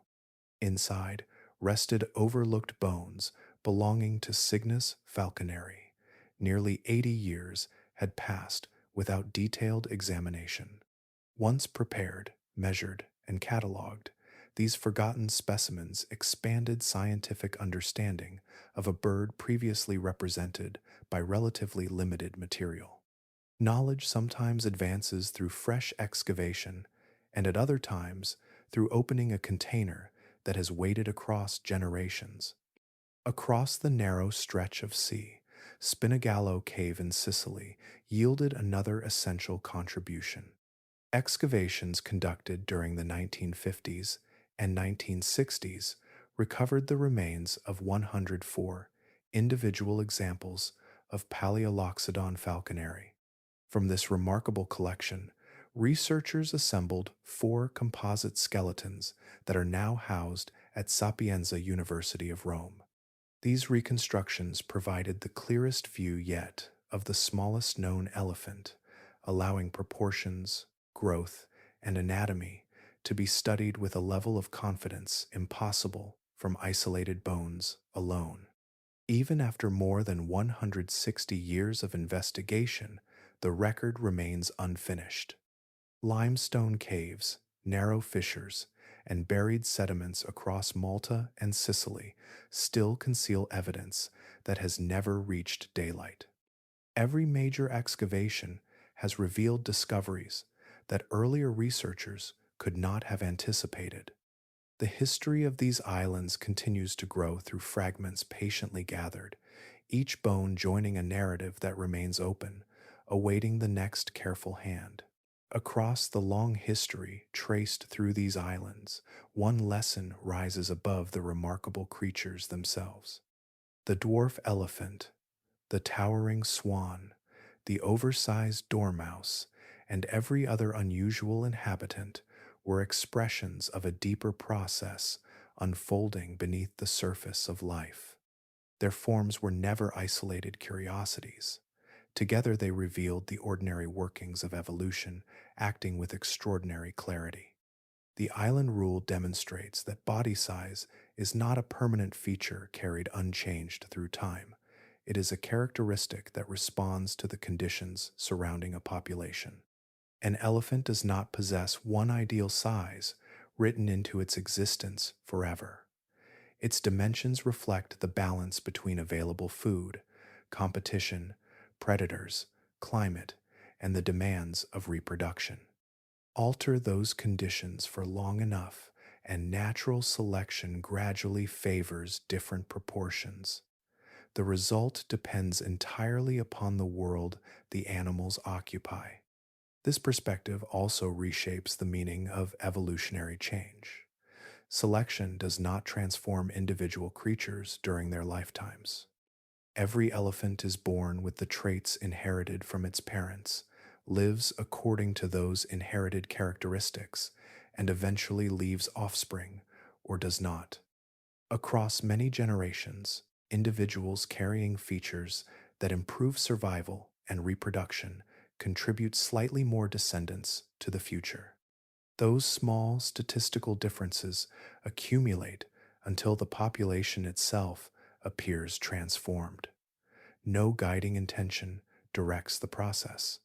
Countless ordinary lives, each shaped by inheritance and circumstance, slowly alter the average form of the species.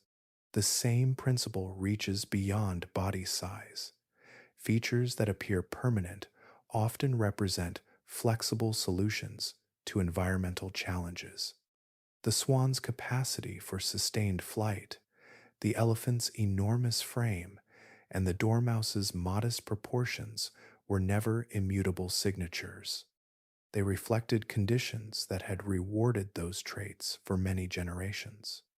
Once the questions posed by the environment changed, natural selection began producing different answers. Evolution preserved whatever worked best within the new circumstances, regardless of how familiar or unfamiliar the resulting animals appeared. Time itself acquires a different meaning when viewed through this evidence. Hundreds of thousands of years seem immeasurable beside a human lifetime, yet they occupy only a brief interval within Earth's geological history. The fossil record from Malta and Sicily shows that substantial anatomical change can arise without requiring immense spans measured in tens of millions of years.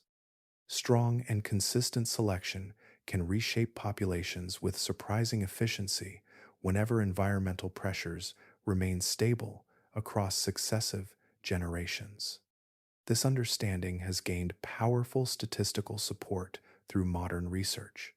A comprehensive study published during the year 2021 examined island mammals from many parts of the world and confirmed that body size repeatedly shifts in predictable directions under similar conditions.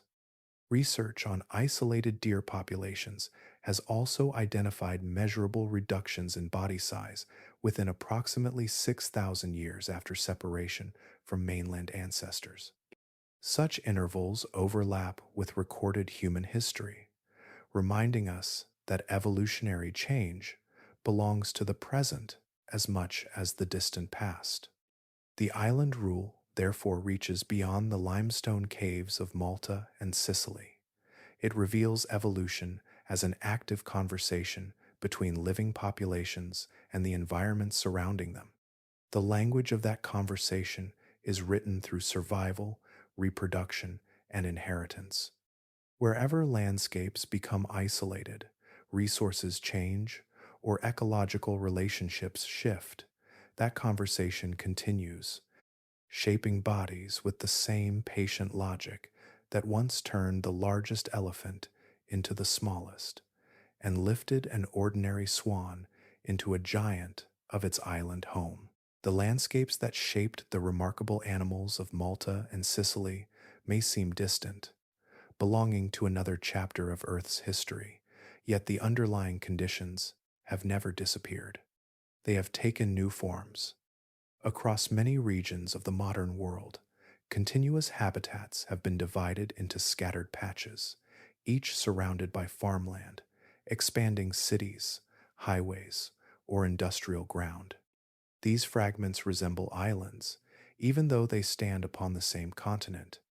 Within these isolated pockets, the forces that guided the evolution of the dwarf elephant and the giant swan begin to emerge once again.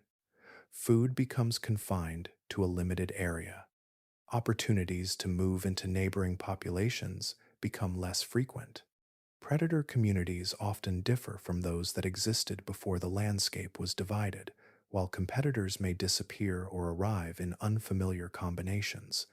Every generation experiences these altered conditions, and natural selection begins responding to them with the same patient consistency that shaped the Siculo-Maltese fauna. Researchers have documented changes that echo the principles observed in island ecosystems. Populations separated by roads, cultivated fields, or urban expansion can develop measurable differences in body size, breeding patterns, and behavior after surprisingly modest spans of evolutionary time. Some bird populations living on isolated islands continue to shift in size as environmental pressures change. Urban coyotes across several North American cities also display consistent differences in skull shape, body proportions, and feeding behavior when compared with relatives occupying more continuous rural habitats. These changes reflect inherited responses accumulating across generations instead of temporary adjustments made by individual animals. Isolation influences more than outward appearance. Gene flow between separated populations becomes weaker as movement declines. With fewer individuals exchanging inherited traits, genetic variation may gradually decrease. A population carrying reduced diversity often finds it more difficult to adapt when disease, drought, climate change, or new competitors appear. Evolution continues operating, yet it works with a smaller collection of inherited possibilities. The process that once produced extraordinary specialization can also leave populations increasingly vulnerable if environmental conditions shift faster than adaptation can follow. The contrast between prehistoric islands and modern fragmented landscapes lies mainly in the speed of their creation. Geological change unfolded across immense stretches of time, allowing ecosystems to adjust through countless generations. Human alteration has divided habitats within decades, compressing ecological change into intervals that many long-lived species cannot easily match. Large mammals, birds with delayed reproduction, and other slowly breeding animals may struggle to respond before their surroundings transform once again. For this reason, the story preserved in the fossil deposits of Malta and Sicily reaches well beyond the past. Those deposits reveal how predictable natural selection can become whenever isolation persists. The same biological principles remain active today because evolution has not altered its method.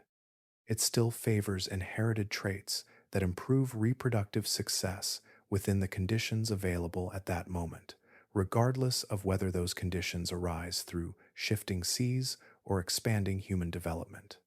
The dwarf elephant and the giant swan belonged to a world separated by water. Their descendants are gone, yet the evolutionary pattern that shaped them continues wherever living communities become isolated from one another.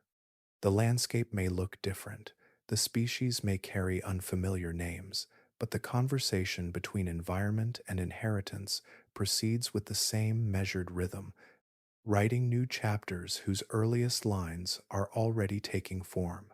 Every shoreline carries an illusion of permanence. Waves return to familiar beaches, cliffs overlook familiar water, and islands seem fixed within the map. Geological history tells another story. The sea itself is temporary, responding to forces that move so gradually they escape every human lifetime. The Mediterranean has repeatedly changed its shape, its depth, and even its existence, following the restless movement of the continents that surround it. The tectonic plates beneath Europe and Africa continue their patient convergence today. Africa advances northward by only a few millimeters each year, pressing against Eurasia with the same persistent motion that has been reshaping the region for millions of years. Mountains rise, faults shift, and the narrow connection at the Strait of Gibraltar remains part of this continuing process. Although imperceptible from one generation to the next, these movements accumulate across immense spans of time until geography itself is rewritten. At some point in the distant future, geological evidence indicates that the passage linking the Mediterranean to the Atlantic Ocean will close once more. Without a steady supply of Atlantic water, evaporation would exceed the water delivered by rivers and rainfall. Climate models indicate that the basin could lose its sea within roughly 1,000 years after that connection disappears. Compared with the millions of years required to reshape continents, such drying would unfold with surprising speed, leaving behind an immense depression covered by thick salt deposits and scattered lakes that would gradually vanish beneath the heat of the regional climate. The familiar outlines of Sicily, Malta, Crete, and the Greek islands would disappear with the retreating shoreline. Their coastlines would merge with newly exposed plains stretching across what is now open water. Valleys carved by rivers would cross land that today lies deep below the surface, while cliffs that once overlooked waves would stand above broad salt flats extending toward a distant horizon. Routes that currently require ships would become overland passages, inviting plants and animals to spread into territories separated for countless generations. Once isolation returns through later geological change, evolution would begin another patient cycle. Populations stranded upon renewed islands would inherit different conditions from those experienced by their mainland relatives. Food availability, predator communities, competition, and movement between populations would all shift according to the landscapes that emerged. Given enough generations, inherited traits would respond as they always have, producing forms suited to circumstances that no living creature today can anticipate. The specific animals would differ from those of the distant past, yet the underlying evolutionary process would remain unchanged. This perspective stretches the story beyond the lifespan of any species. The giant swan and the dwarf elephant belong to one chapter written after changing seas created opportunities for isolation. Their disappearance closed that chapter, though the geological forces responsible never ceased their work. Continents continue drifting, coastlines continue evolving, and natural selection continues, answering every alteration in the world around it. The fossils resting within Maltese and Sicilian stone preserve more than vanished creatures. They preserve a recurring pattern, one that reaches backward across deep history and extends forward into ages beyond imagination. The sea that once departed may one day depart again, and when that distant landscape finally appears, evolution will resume its familiar conversation with a world made new. A swan standing higher than an elephant unsettles the imagination before it satisfies the intellect. The image appears to reverse an order that feels deeply familiar, as though nature itself had exchanged the places of creatures that seemed permanently assigned to their roles. The fossils of Malta and Sicily invite a different way of looking asking that ordinary expectations be set aside while another pattern gradually comes into view. Human beings often sort living things by size before noticing almost anything else. Larger animals seem commanding, while smaller ones appear more vulnerable. Across most continental landscapes, those impressions usually correspond with everyday reality. Large herbivores resist many predators through sheer mass, powerful muscles, and imposing stature. Small birds rely upon speed or flight, while rodents survive through concealment and rapid reproduction. These broad patterns become so familiar that they begin to resemble universal rules. The island rule reveals that such expectations belong to particular environments instead of belonging to the animals themselves. An elephant reaches great size because countless generations succeeded under conditions where large bodies brought advantages. A swan remains light because powered flight rewards reduced weight, efficient muscles, and carefully balanced proportions. Neither characteristic exists as an unchanging identity. Each reflects an ongoing conversation between inherited traits and the world surrounding them. When those surroundings changed upon the islands of the central Mediterranean, the conversation changed as well. The dwarf elephant did not represent failure or decline. Its reduced body required less food, less water, and less space while remaining fully suited to the resources available. The giant swan likewise departed from the familiar pattern without departing from evolutionary success. Freed from the demanding balance between flight and survival, its body gradually followed a different direction, one favored by the opportunities present within its island home. Both species expressed fitness with remarkable precision, even though their forms appeared extraordinary when measured against mainland expectations. This perspective reshapes the meaning of words, such as large and small. Those descriptions carry meaning only within a particular ecological setting and a particular moment in evolutionary history. A body that appears enormous in one habitat may prove inefficient in another. A form that seems unusually reduced may become the most successful solution available under different circumstances. Size becomes less like a permanent label and more like a historical record, preserving the accumulated influence of selection across many generations. The same principle extends beyond physical dimensions. Strength, speed, caution, boldness, and even the ability to fly arise from changing environmental demands instead of existing as permanent measures of superiority. Evolution does not reward qualities because they appear impressive to human observers. It preserves inherited characteristics that increase reproductive success within existing conditions. As those conditions shift, different characteristics become favored, and familiar assumptions begin to dissolve. Seen through this lens, the fossils of the Siculo-Maltese Islands offer more than an account of unusual animals. They reveal that nature does not organize life according to fixed hierarchies.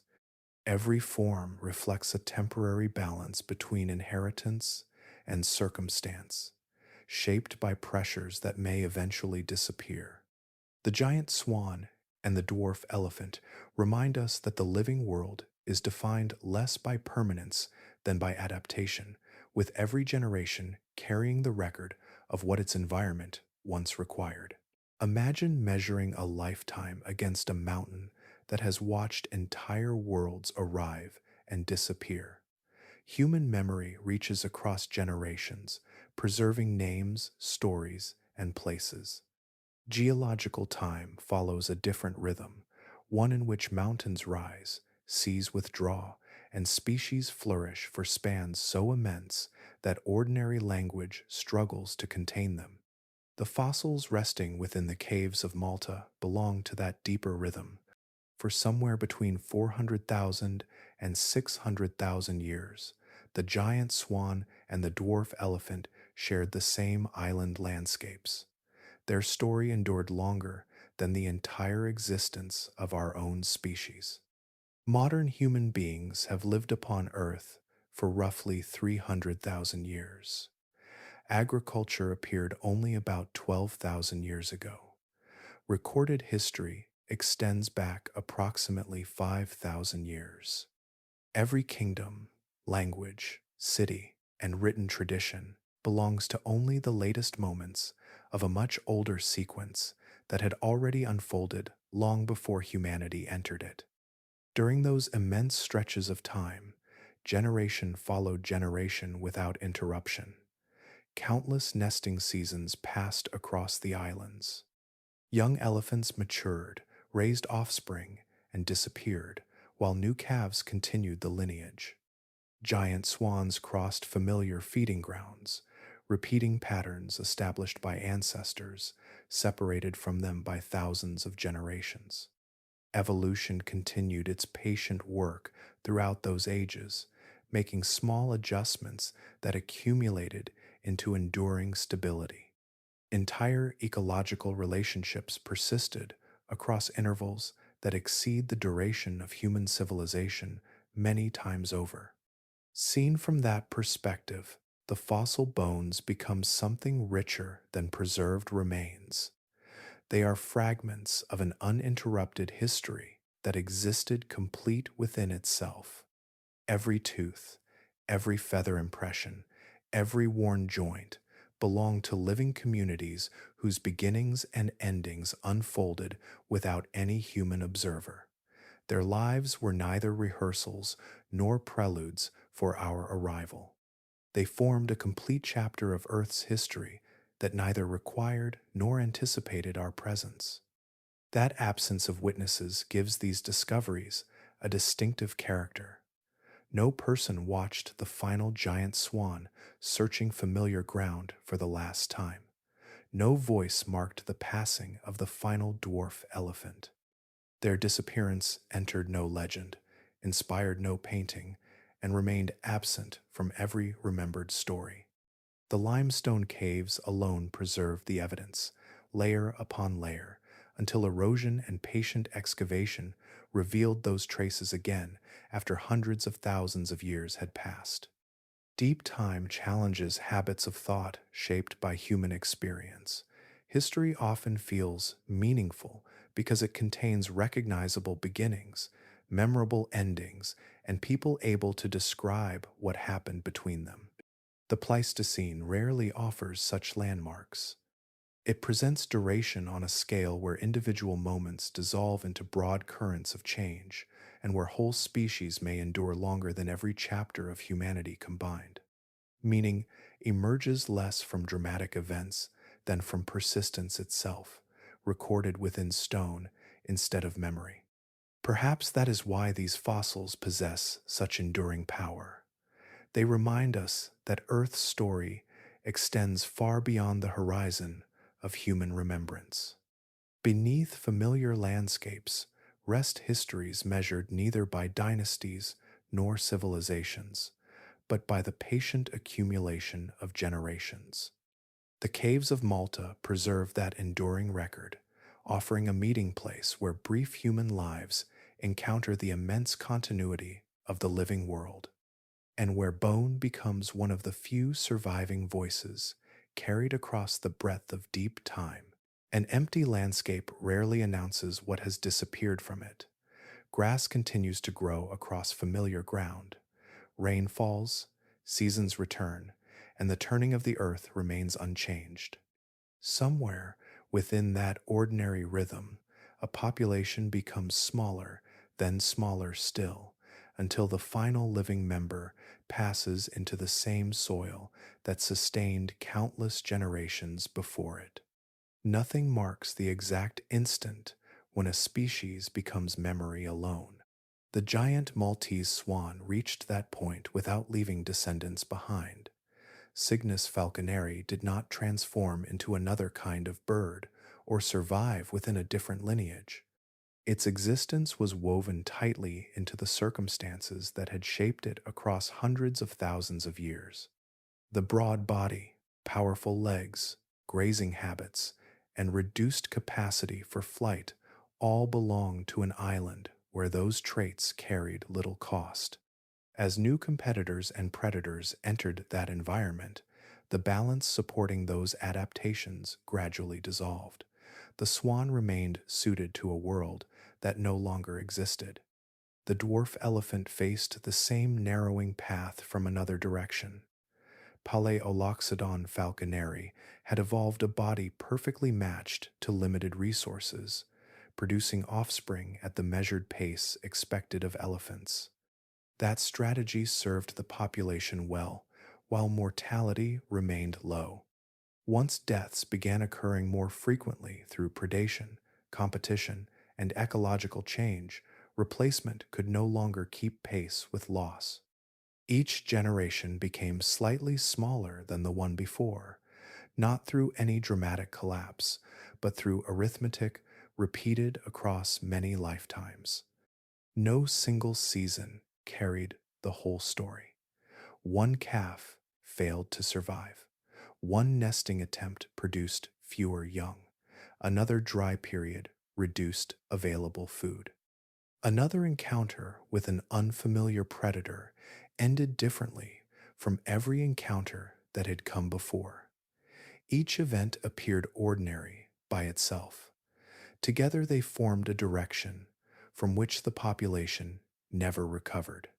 Evolution had shaped these animals with extraordinary precision, yet even precise adaptation depends upon the continued existence of the conditions that first selected it.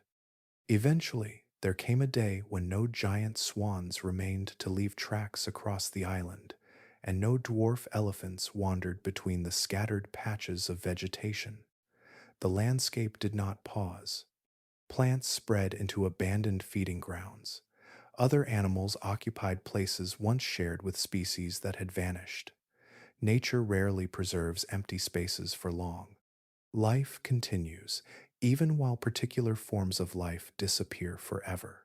What endured was neither triumph nor tragedy carved into stone. The fossil record retained only the durable parts of bodies that had once breathed, moved, reproduced, and occupied a complete ecological community. Bones settled into caves and fissures, becoming part of the geological record through processes indifferent to memory. Long afterward, those remains offered evidence that an evolutionary experiment had unfolded in remarkable detail before reaching its natural conclusion. Perhaps that is the deepest stillness carried by extinction. The living animal does not remain, yet neither does it vanish entirely. Its outline persists within rock, waiting for another age to uncover it. Each recovered skeleton preserves the proportions of a body, the marks of muscles, and the history written into bone. Across the immense passage of time, those enduring fragments continue speaking in the only language they possess, revealing that every form of life belongs to a particular world, and that when the world changes beyond recognition, even its most successful inhabitants may pass gently into the record of stone. Every fossil carried through this journey has described more than an animal. Together, they have revealed a living system capable of producing forms that would appear impossible if encountered without context. A swan taller than a dwarf elephant, a dormouse approaching the size of a guinea pig, and mammals reshaped across long intervals of isolation, each remind us that evolution continues to explore possibilities wherever conditions allow. Those discoveries belong to the distant past, yet the process behind them remains active today. Across the modern world, landscapes are becoming separated into smaller pieces. Forests stand apart from one another across farmland. Wetlands survive as scattered pockets surrounded by expanding towns. Mountain habitats become isolated by roads, settlements, and altered valleys. Although these places differ from Mediterranean islands, they create similar ecological boundaries. Populations become smaller, movement between them grows less frequent, and the pressures acting upon each community begin to diverge from those experienced elsewhere. Within those isolated habitats, natural selection continues its patient work. Body size may shift, feeding habits may change, reproductive patterns can gradually adjust to local conditions. Behaviors that once proved useful may become less important, while previously uncommon traits spread through succeeding generations. These are the same fundamental processes that reshaped the remarkable animals of Malta and Sicily, operating through countless ordinary acts of survival and reproduction rather than sudden transformation. The difference lies in the pace of environmental change. The island landscapes that nurtured the Siculo-Maltese fauna developed through geological processes unfolding across immense spans of time. Populations experienced long periods during which adaptation could accumulate gradually. Modern fragmentation often appears within only a few decades. Forests divided within a human lifetime present challenges that evolution cannot immediately resolve, especially for species with long generations and limited opportunities to disperse beyond shrinking habitat boundaries. That contrast carries an important perspective. Isolation alone does not determine whether a species will flourish or disappear. The same conditions capable of encouraging remarkable evolutionary innovation may also increase vulnerability when the surrounding environment changes before adaptation can keep pace. Success always depends upon the continuing relationship between organisms and the worlds they inhabit. Once that relationship shifts too rapidly, traits perfected across many generations may become less effective within only a short interval. The forgotten ecosystem explored throughout this story therefore offers more than an account of vanished creatures. It demonstrates that every landscape contains possibilities still unfolding. Somewhere today, populations separated by rivers, highways, coastlines, or scattered woodlands are beginning evolutionary paths whose destinations cannot yet be predicted. Given sufficient stability, some may eventually differ from their ancestors in surprising ways, just as earlier island inhabitants once did. Whether those stories continue depends less upon evolution than upon time itself. Natural selection possesses extraordinary creative power, yet it works through accumulated generations instead of immediate response. Every adaptation requires opportunities repeated across thousands of births, deaths, and successful reproductions. When habitats disappear or become disconnected more rapidly than populations can respond, those unfolding histories may conclude before their possibilities have fully emerged. The forgotten age has therefore left more than bones preserved within limestone. It has offered a reminder that evolution is still writing new chapters wherever living communities endure. The future forms of life already exist as possibilities within present populations, waiting for time, continuity, and stable landscapes to shape them into something that, one distant day, may seem just as astonishing as a swan standing higher than an elephant. Gar Dalam, whose name means the cave of darkness, remains where it has always stood, opening into a limestone hillside shaped by seasons beyond counting. Winter brings fresh green across the valley below, while summer leaves the ground pale beneath the Mediterranean sun. The entrance has welcomed changing skies through hundreds of thousands of years.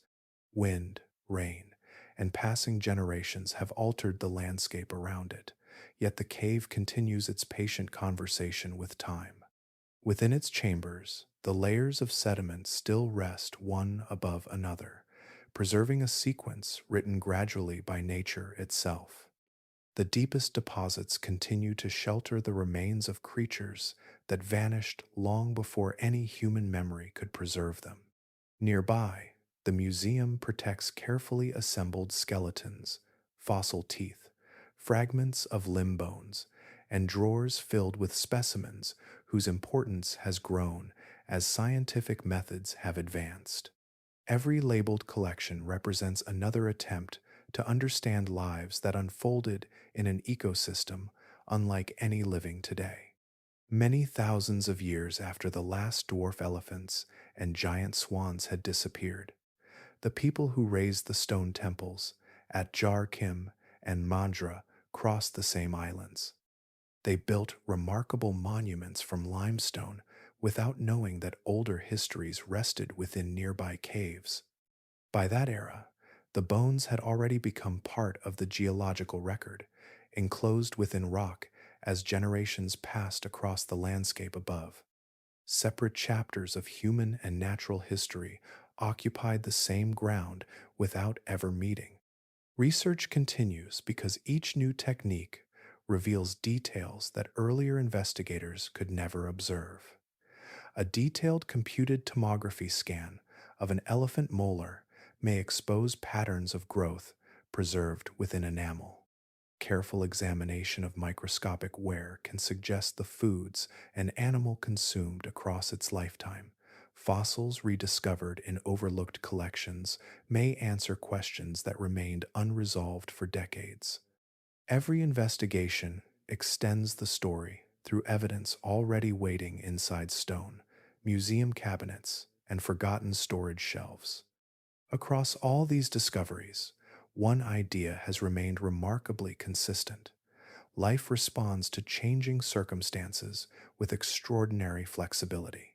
Isolation, available resources, competition, climate, and chance combine across immense spans of time, allowing natural selection to shape forms that would appear impossible if separated from their environmental setting. Evolution does not pursue novelty for its own sake. It produces organisms that fit the conditions surrounding them with remarkable precision, generation after generation. A swan rising higher than a dwarf elephant belongs within that pattern. Neither creature represented a mistake or an exception. Each embodied a successful solution to the demands imposed by a particular island world. When those conditions persisted, the animals flourished. When those conditions disappeared, their histories reached a natural conclusion as well. The forms remained preserved only because limestone protected the traces they left behind. Those traces continue to wait with remarkable patience. They ask for careful observation instead of certainty, for curiosity instead of haste. Every fossil carries evidence shaped across deep time, offering another fragment of a world reconstructed piece by piece through thoughtful study. The forgotten age has never truly vanished. It endures wherever stone still carries the imprint of vanished lives, ready for each generation willing to look closely enough to read the record written there.